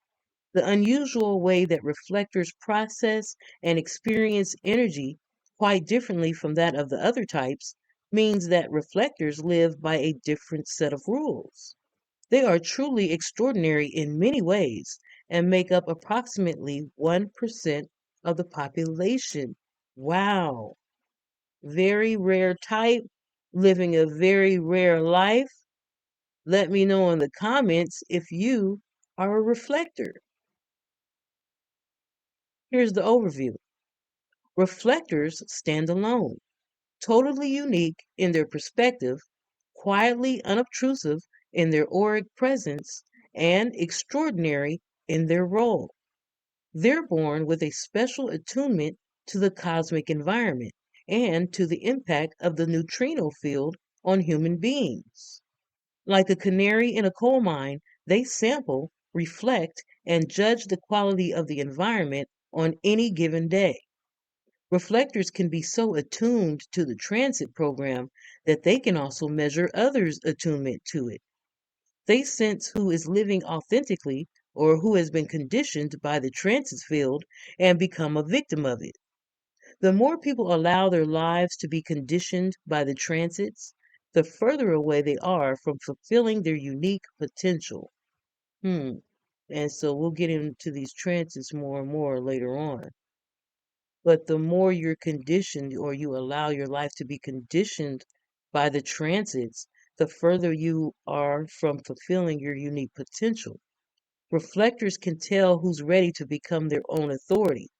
They sense or feel the physical, psychic, or emotional health of an environment, community, or group, and they're here to judge what's working correctly or not. As people become awake and aware, reflectors are there, ready to objectively share or reflect what they've sampled. This process is how the reflector moves to the center and becomes visible. Reflectors are here to enliven and lift up the energy of others. In a rather extraordinary way, reflectors can amplify and reflect or mirror other people's energy back to them. It's a unique aptitude which facilitates an experience of heightened awareness in terms of what they see in the other, yet in a non judgmental way. The unimposing, non intrusive nature of their aura presence also makes reflectors particularly effective facilitators of the group process. All of this remains only a potential for reflectors, however, until they're able to operate as themselves rather than an amplified version of the homogenized world around them. Many of the characteristics that differentiate reflectors today resonate from a time when our earliest human ancestors lived in harmony with the cosmos, in flow with nature, and in community with each other. Over the eons, their ways of surviving within the natural flow were systematically replaced by the aggressive, strategic ways of evolving mental awareness. Once mental superiority was in place, hierarchies arose based on dominance, and unimposing, gentle reflectors were not among them. A new natural hierarchy is beginning to emerge, however, in which reflectors will play an exquisite role as they stand for ultimate justice. With their quiet, unobtrusive aura, they'll fill their rightful place at the center of the type hierarchy by reflecting back into the world the not self injustices that they see humanity perpetuating on itself. They're here to prod humanity towards a cooperative, just, peaceful, and equitable global community in preparation for those born after 2027 with spirit awareness. For reflectors to move into this position and fulfill this role, the three other types must be authentic, aware, and open to the reflector's assessment or judgment. Manifestors, generators, and projectors are solar types, meaning their purpose shines through them. As the only lunar type, the reflector is designed to operate as a lunar reflection of the sun's programming and to reflect the program's neutrino imprinting process. Like the moon, the reflector's glow is subtle yet wields substantial influence, especially when it's detected or noted by others. The chemistry of reflectors' nine undefined centers can sample as well as magnify the frequencies of everything and everyone in their environment, giving them the potential to taste or sense what is really happening in a way that no one else can. The unique potential of their openness is to reflect everything around them with perfect equanimity, which makes their openness an exceptional window to wisdom. Even with all nine centers open, however, reflectives are not more vulnerable to conditioning than the other types. Reflectors are, in fact, the most resilient of the four types. protected by an aura that's described as resistant and sampling. This unusual aura allows them to appraise or read transient auras without taking in the frequencies too deeply. It's a gift that specially equips them to discern if and when a person is ready to step out and express their uniqueness rather than remain absorbed in the homogenized world of the not self. When reflectors know their design clearly and avoid yielding to the pressures of society to conform, their auras will protect them from identifying with anything that they take in through their openness. They can become wise about the process and simply remain wide open to what is passing through them. Detecting a blip or something that's unusual or out of line around them is an aspect of their gift. With their potential to easily connect to a celestial body in an ongoing and profound way, particularly the moon, they can have a mystical life that most of us cannot know. In many respects, they are our key to understanding and participating in global consciousness, as their extraordinary openness is continually filtering the consciousness field. They're actually here to sample and be one with the totality. Reflectors are not necessarily interested in studying themselves. They're not overly interested in their impact on others either. Every day is different for a reflector, so the questions uppermost in their mind are, who am I today? And will I be surprised, included, or invisible? If they live as themselves, theirs is truly a carefree and joy filled nature designed to live in the wonder of the moment. The real magic of reflectors is expressed best in the newness, freshness, and surprise that they experience every day, and their sense that there's always something more, always something else. Unfortunately, most reflectors live a homogenized life trying to be something that they're not simply because they haven't been understood or encouraged to embrace their difference. Too often, finding the world unreceptive, cold, and disappointing, they give in to expectations just to survive. When they begin to appreciate their uniqueness and practice detachment from or not identifying with what they're mirroring, they'll be less apt to become lost, confused, and caught up in the turmoil around them. They'll accept their place in the center rather than be left feeling invisible and on the outside looking in. Wow, how amazing. Mhm. So I want to read a book by a reflector since they have such a unique and rare, I would say, perspective. They're only 1% of the population. Since they have such a rare perspective, I wonder what a book written by a reflector um, would be like. Place is key to the reflector's happiness. Unique to reflectors is their need to find their place in the heart of the community or the center of the group so that they can freely sample and reflect auric information from those around them. It's their rightful place and where they need to be to fulfill their purpose. They're here to be accepting of others, to reflect the truth, and to teach the rest of us that most often what we judge as good or bad in the world is just a revelation of our diversity. To do this, reflectors must move freely in their environment or amongst the participants in a gathering, and also must be free to leave when they realize that their reflections will not be solicited. They operate by a different set of rules than the other types. Reflectors truly march to a different drummer, and to know that it is to honor and respect their place and purpose. To know that is to honor and respect their place and purpose. Finding the right environment within the right community to call home, and how they go about that, is one of the most important decisions that reflectors face. With their undefined G center, it's helpful for them to know that people with undefined G centers are here to initiate them, to introduce them to new people and places. And once reflectors have been introduced, it's their job to be discerning. When someone introduces them to a new place or person that they come to love, reflectors should avoid a not self tendency to become dependent or attached to the person who took them there. If reflectors remain in an unhealthy environment for any length of time, they may take on that energy and get sick themselves or be drained of their vitality.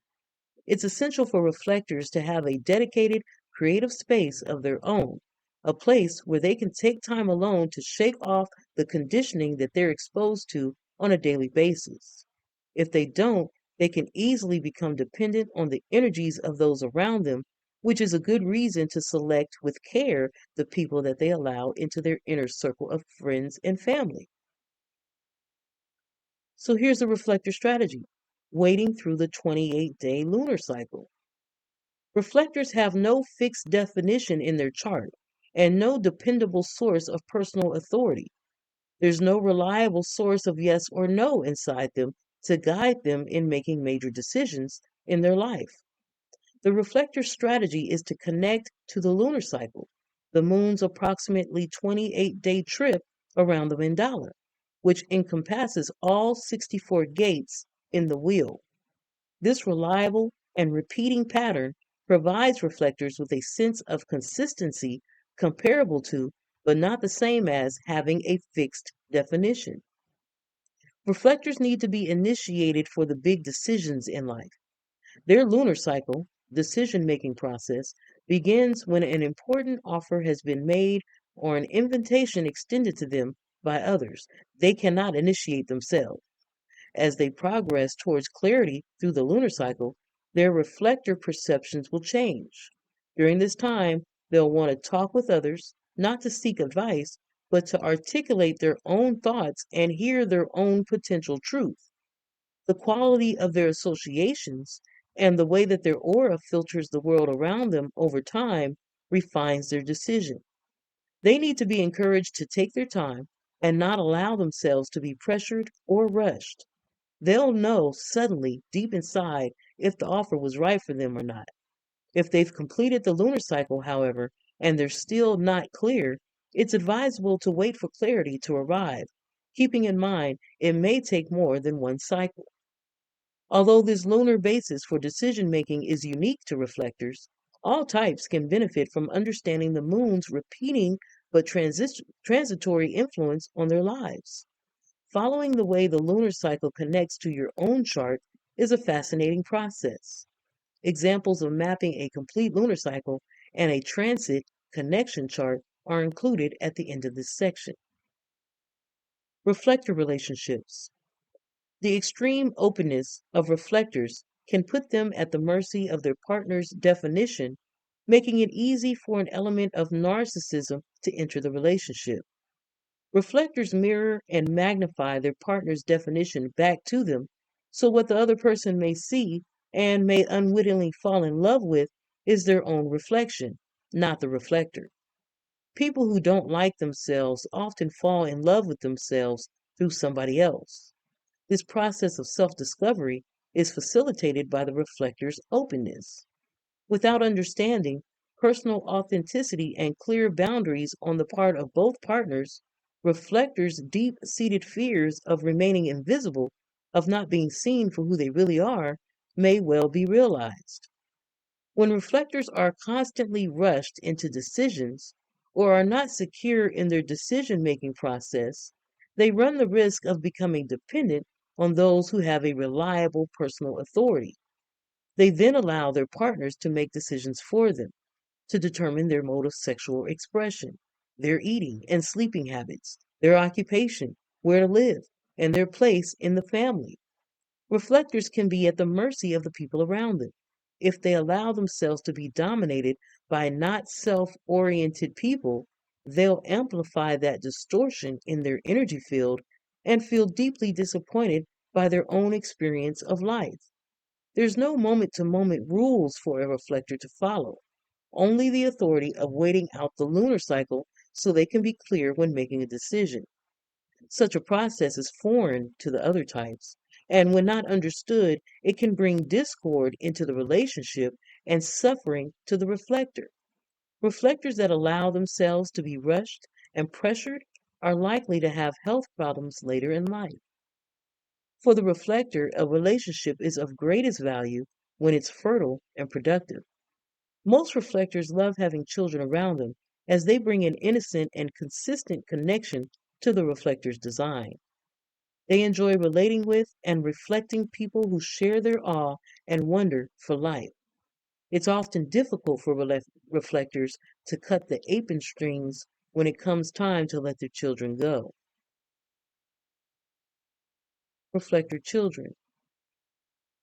When parents learn the lunar pattern of reflector children, they can encourage them to grow according to their personal rhythm. It's very important not to rush a reflector child, but rather to allow them to develop at their own pace. Over time, the children will learn to be patient and comfortable with waiting through their lunar cycle before making any major decisions. It's important that parents help these children find a supportive learning environment with teachers who will let them develop naturally. Reflector children need to be actively involved in a learning community, but not in the usual expectation laden way. As free spirits who operate by a different set of rules, they'll absorb and process information differently. Remember that reflector children take in and reflect back exactly what's going on in the family and the classroom. A thriving and healthy reflector child or a sick and sad reflector child says a lot about the state of the environment. Reflector children, like reflector adults, need their own space so that they can withdraw and be alone when they need to be away from others. With patient practice, parents can teach their child to protect themselves from taking in or acting on the pain of others, even though they'll feel it. Wow. Any teachers in the house? What do you say about this energy that reflectors are dealing with? This type of energy that reflectors have going on.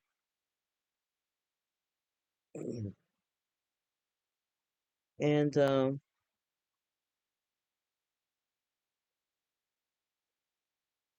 how would you go about setting up a classroom or a better environment for a child in your classroom who is a reflector? How do you go about doing that? Let me know your thoughts on that. Wow. The reflector question and the consequences of not self behaviors. The reflector's deepest fear is invisibility, of not being included in a participatory way. To assuage that fear, even though conditioning does not stick to their aura, they may give in to the typical not self behaviors simply to gain attention. When reflectors do not understand their auras and natural attunement to the rhythms of the cosmos, they can become confused and overcome by the motorized energy and expectations of the dominant solar types. They experience disappointment with others and are dejected by the resistance that they meet in trying to initiate or manifest. And instead of being the hub of a community, reflectors end up feeling left out. They endure or are overcome by constant identification with other people's fears, emotions, stress, and anxiety. The key for reflectors is to stay neutral, to avoid identifying with other people's pain, and to remain the sampling observer. As reflectors become comfortable with the lack of fixedness in their design, flowing with the lunar cycle, and testing the auras of those around them, they'll reflect the truth rather than the pain of others. Instead of being distracted by their openness, they can develop the potential for great wisdom and focus on who am I right now? Who am I today? The fears that reflectors deal with when they begin to live as themselves are, who am I right now? Can I be myself? Will I remain invisible, or will somebody see me for my differences and include me and my reflections? Am I able to move freely within my environment so I can find my place? Without a fixed identity, how can I keep from taking on the anxiety, fears, nervousness, and ill health of the not self world around me? And those are good questions. Healthy sleep habits for reflectors. It's best for reflectors with their open sacral center to go to bed before they feel totally exhausted. By lying down or relaxing as much as an hour before they'd like to be asleep, they give their bodies a chance to unwind and their auras time to release energies that don't belong to them, thus preparing them for a peaceful, refreshing night's rest. The not self theme for a reflector is disappointment at the homogenized world with its distorted not self interactions and relationships. Reflectors live for moments when they can sample difference and experience awe and wonder. By remaining unattached and unidentified with energies in a wise way, their sampling auras are rewarded by surprises. Surprise for a reflector can mean being included as a participant and no longer merely an observer. Reflectors are enlivened or empowered when initiated, asked, or invited to mirror the difference that they see or to share what they see is needed. Since they notice who is operating correctly according to type, they're here to be a signpost for those ready to break the pattern of the illusion and become their unique, authentic self. This is a reflector's special contribution. To awaken someone to the possibility and promise of experiencing their life as themselves is a great source of surprise and delight for the reflector. And here are some famous reflectors. Rosalind Carter, the wife of Jimmy Carter, Edward Morike, a German poet, Thorwald Deflesson, a German psychologist and author of esoteric literature. We're into esoteric literature around here. We need to get a hold of his book to see uh, the writings from the mind of a reflector, Amachi, the hugging saint, Scott Hamilton, an Olympic gold medal skater, Dick Smothers, Fyodor Dostoevsky, Sandra Bullock, Richard Burton, H.G. Wells, Yul Brynner, and James Frey, the writer of A Million Little Pieces. Oh, I've heard of that book. I heard it was really good too. Interesting. I could read that too. See life from the perspective of a famous reflector, or from the perspective of a reflector who just happens to be famous, right? Okay. So here is where they promise to show you the mapping of a lunar cycle at the end of this section. So we have the mandala, which consists of the I Ching hexagrams on the outer side. Then in that, the numbers, which are the gates on your human design chart, the numbers in each of the centers, they're going to perfectly line up with the same hexagram in the I Ching, the same number. It's just showing the symbol here, but it's the same hexagram. Hexagram 43 is gate 43 on this wheel showing the numbers, and then on the inner wheel is the zodiac signs. And then um we have our body graph with the gates. This is a reflector. They have defined gates and they have channels going to excuse me, they have gates. And so what would happen is they would attract to them or draw to them during their life people who have the connecting gate to complete the full channel, right? So for example, here we have, let's say here in the middle, gate 46. If they're going to be drawn to people who have gate 29, because that person's energy with that gate would complete this whole channel. So the whole line would be energetically flowing, if you will. Okay. So the reflector body graph in the mandala above has many gate activations or dormant hanging gates, right? Because it's not a full channel, so it's a hanging gate. Half the channel is filled in. Okay. So each one is a receptor seeking its harmonic gate at the other end of the channel, right? That's what I was saying just now.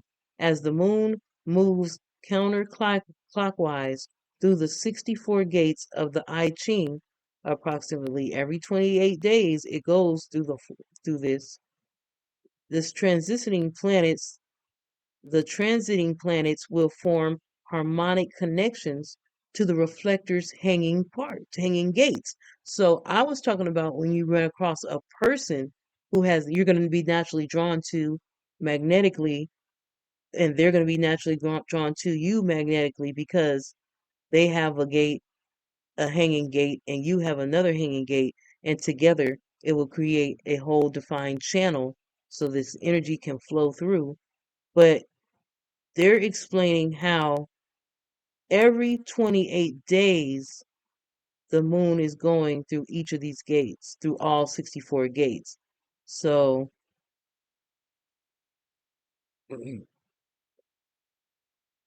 let's read it again.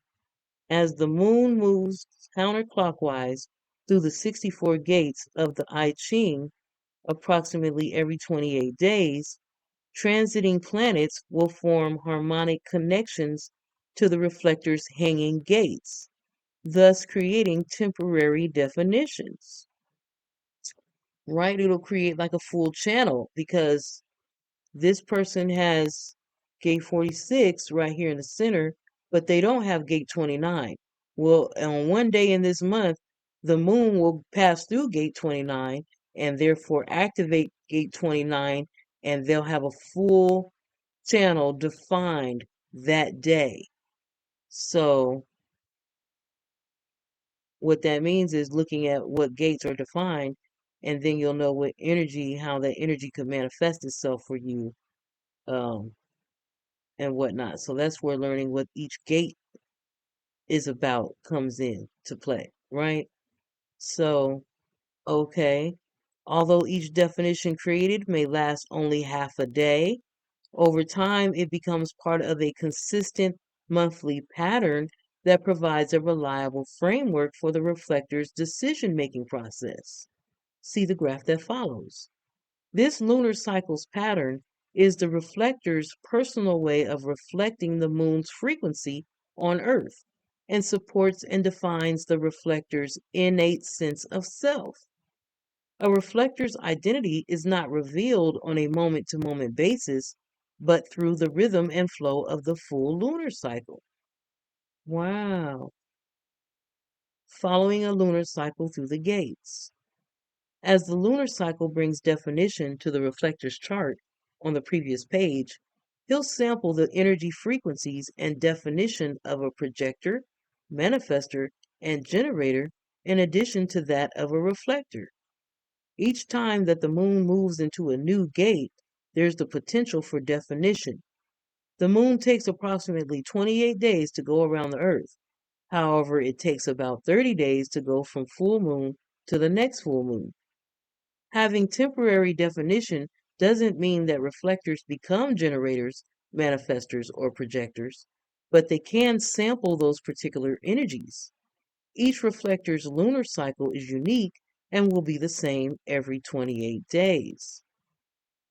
So, for example, on June 19, 2011, at 12:27 a.m., the moon is in gate 41, no definition for the reflector. That same day at 7:27 a.m., the moon moves into gate 19, no definition, the reflector, and so on and so forth. But when it gets to the 21st of June at 12:40 a.m., the moon goes into gate 30, and this kind of defines the solar plexus root. That gate, let me see, gate 30.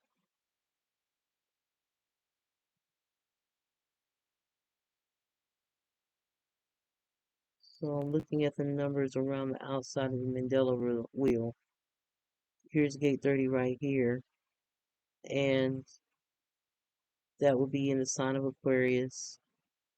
Anyway, gate 30 on the chart is, I heard solar plexus.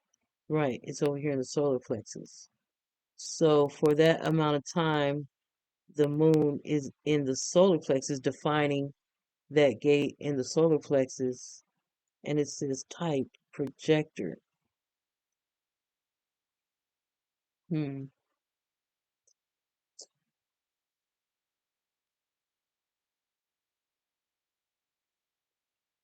And we can get into more understanding on that. If you guys want to talk about this, because I need to know more about daily transits myself. I do get an email every day letting me know about daily transits. On one of those human design charts on the internet, I signed up to get email every day letting me know about the daily transits. It's pretty cool. Let you know what kind of energy you can be potentially be dealing with that day. So yeah, cool stuff.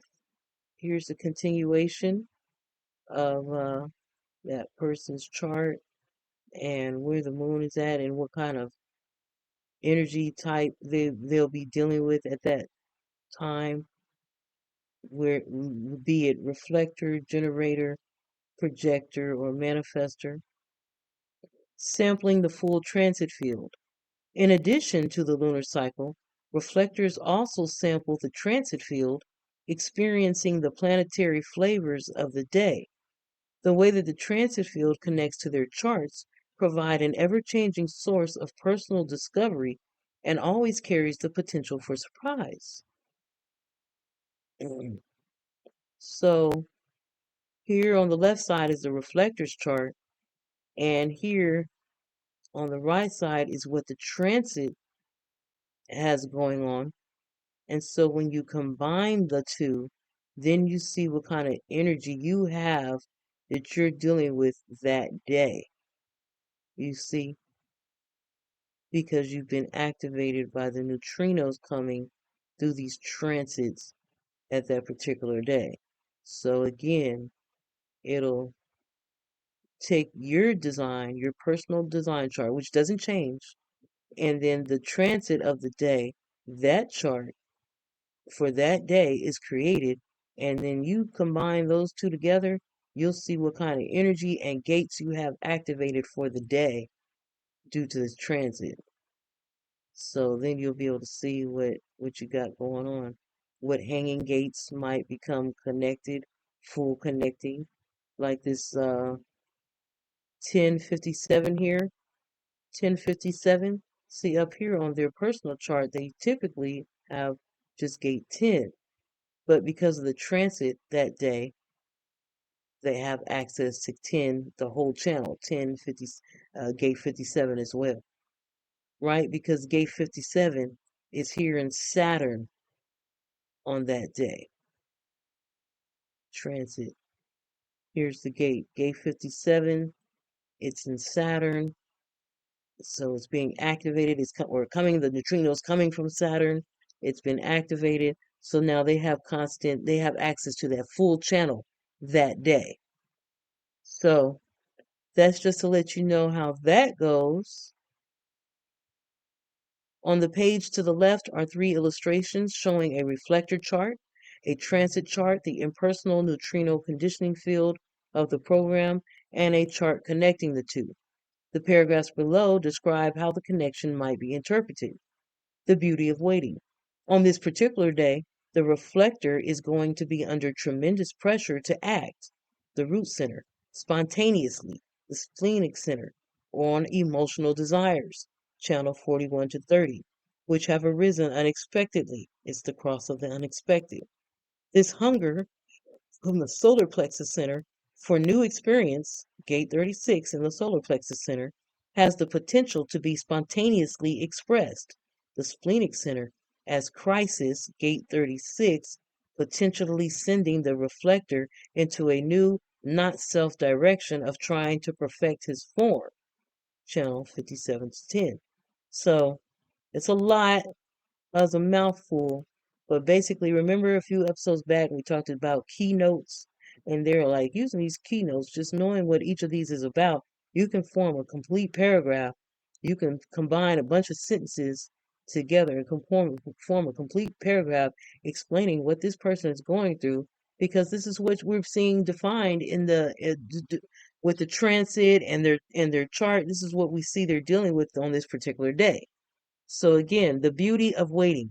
On this particular day, the reflector is going to be under tremendous pressure to act, and that's coming from the root center.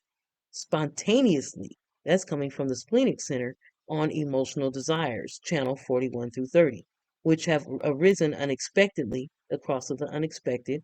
And this hunger, solar plexus center, for new experience, gate 36, has the potential to be spontaneously expressed as crisis, potentially sending this reflector into a new, not self-direction of trying to perfect his form. In addition, he's under tremendous mental pressure, the head and Anja centers, to try and make sense of life's mysteries, channel 61 through 24. And if the reflector succumbs to the mental and physical pressure to take action, the head and root center, in the moment, the splenic center, he can be left feeling moody and depressed, channels 39 through 55. In addition, he can struggle for the wrong purpose, channel 38 through 28, experiencing the wrong spontaneous transformation, channel 54 through 32, or enter into the wrong experience, 41 through 30. To use this transit correctly, the reflector should wait and observe all of the sensations that he's experiencing to see what's happening in the larger collective environment. By observing, he will discover if it is personally correct to engage this energy, or if the pressure will simply dissipate with the movement through his lunar cycle.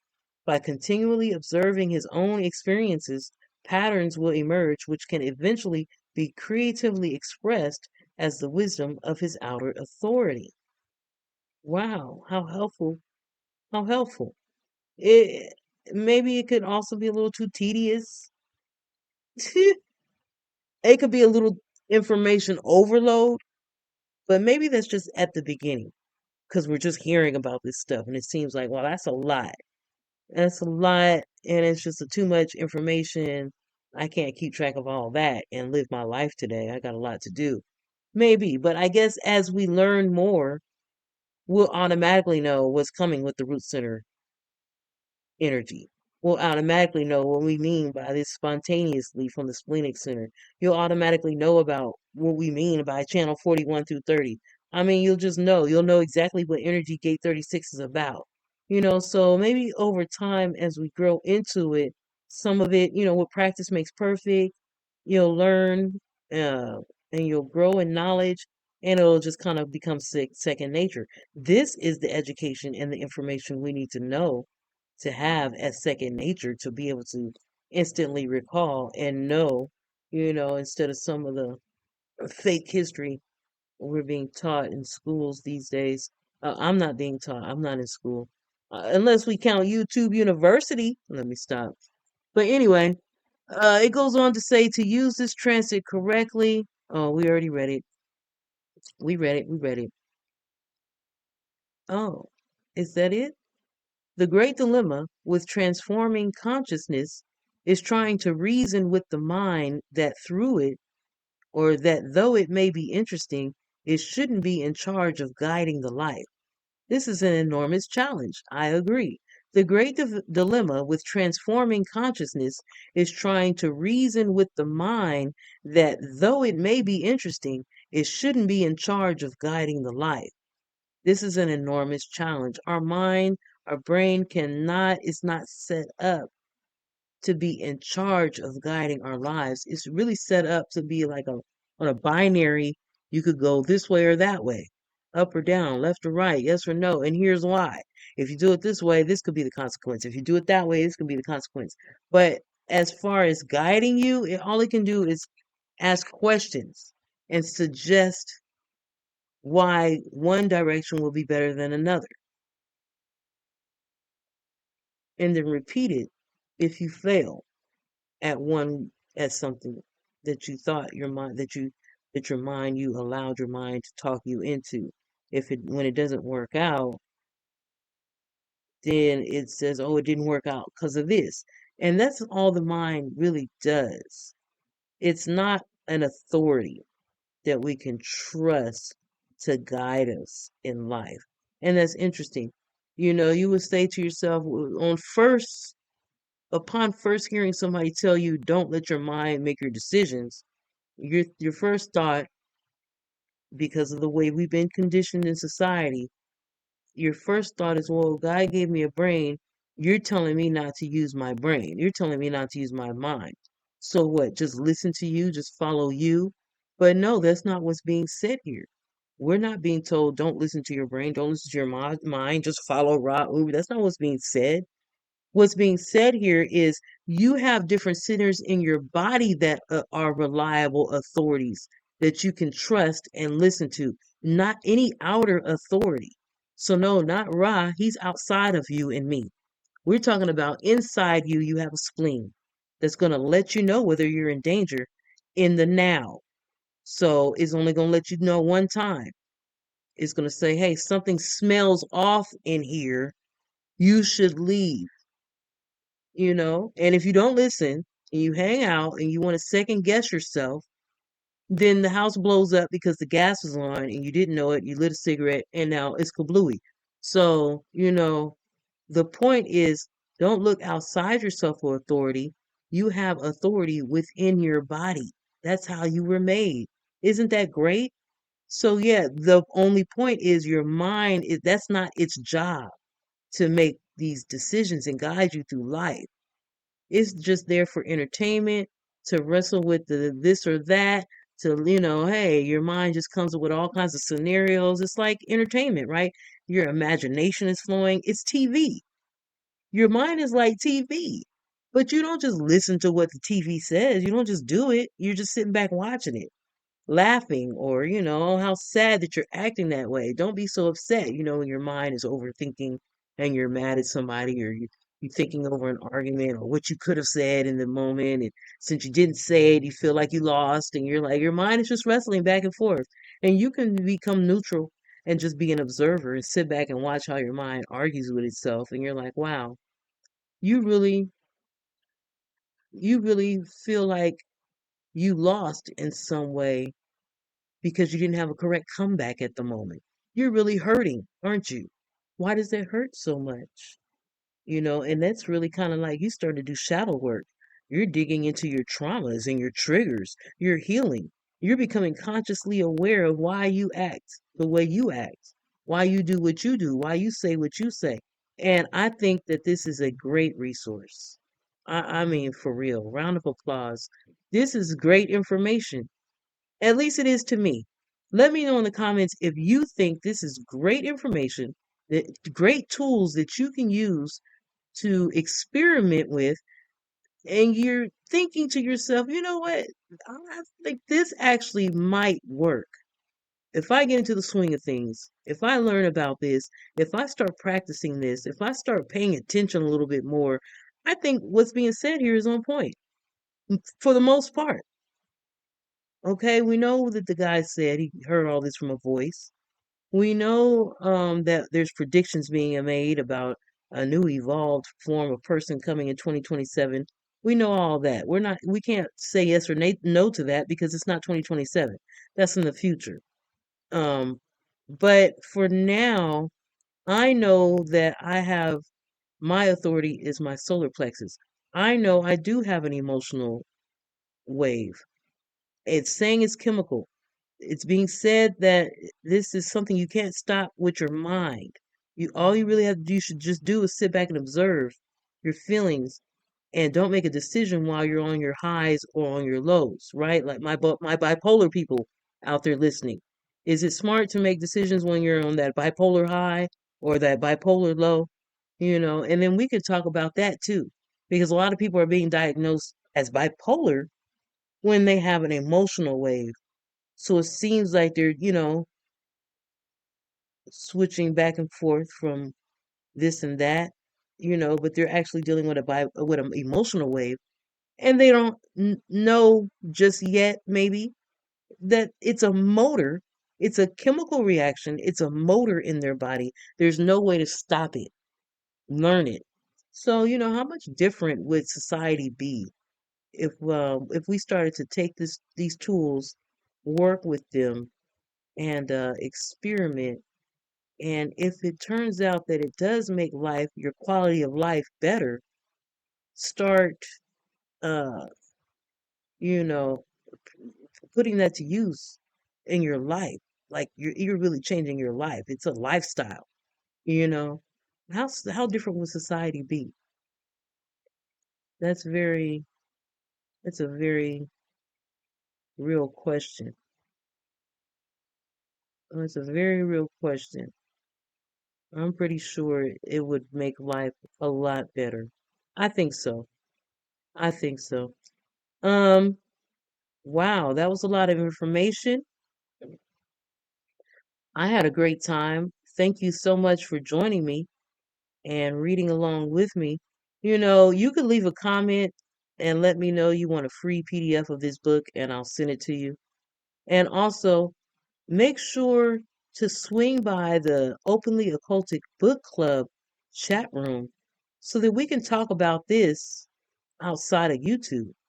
We can talk about this and commune with other people that are interested in changing their life and making this system a part of their lifestyle because this is very intriguing and they want to try out the experimentation.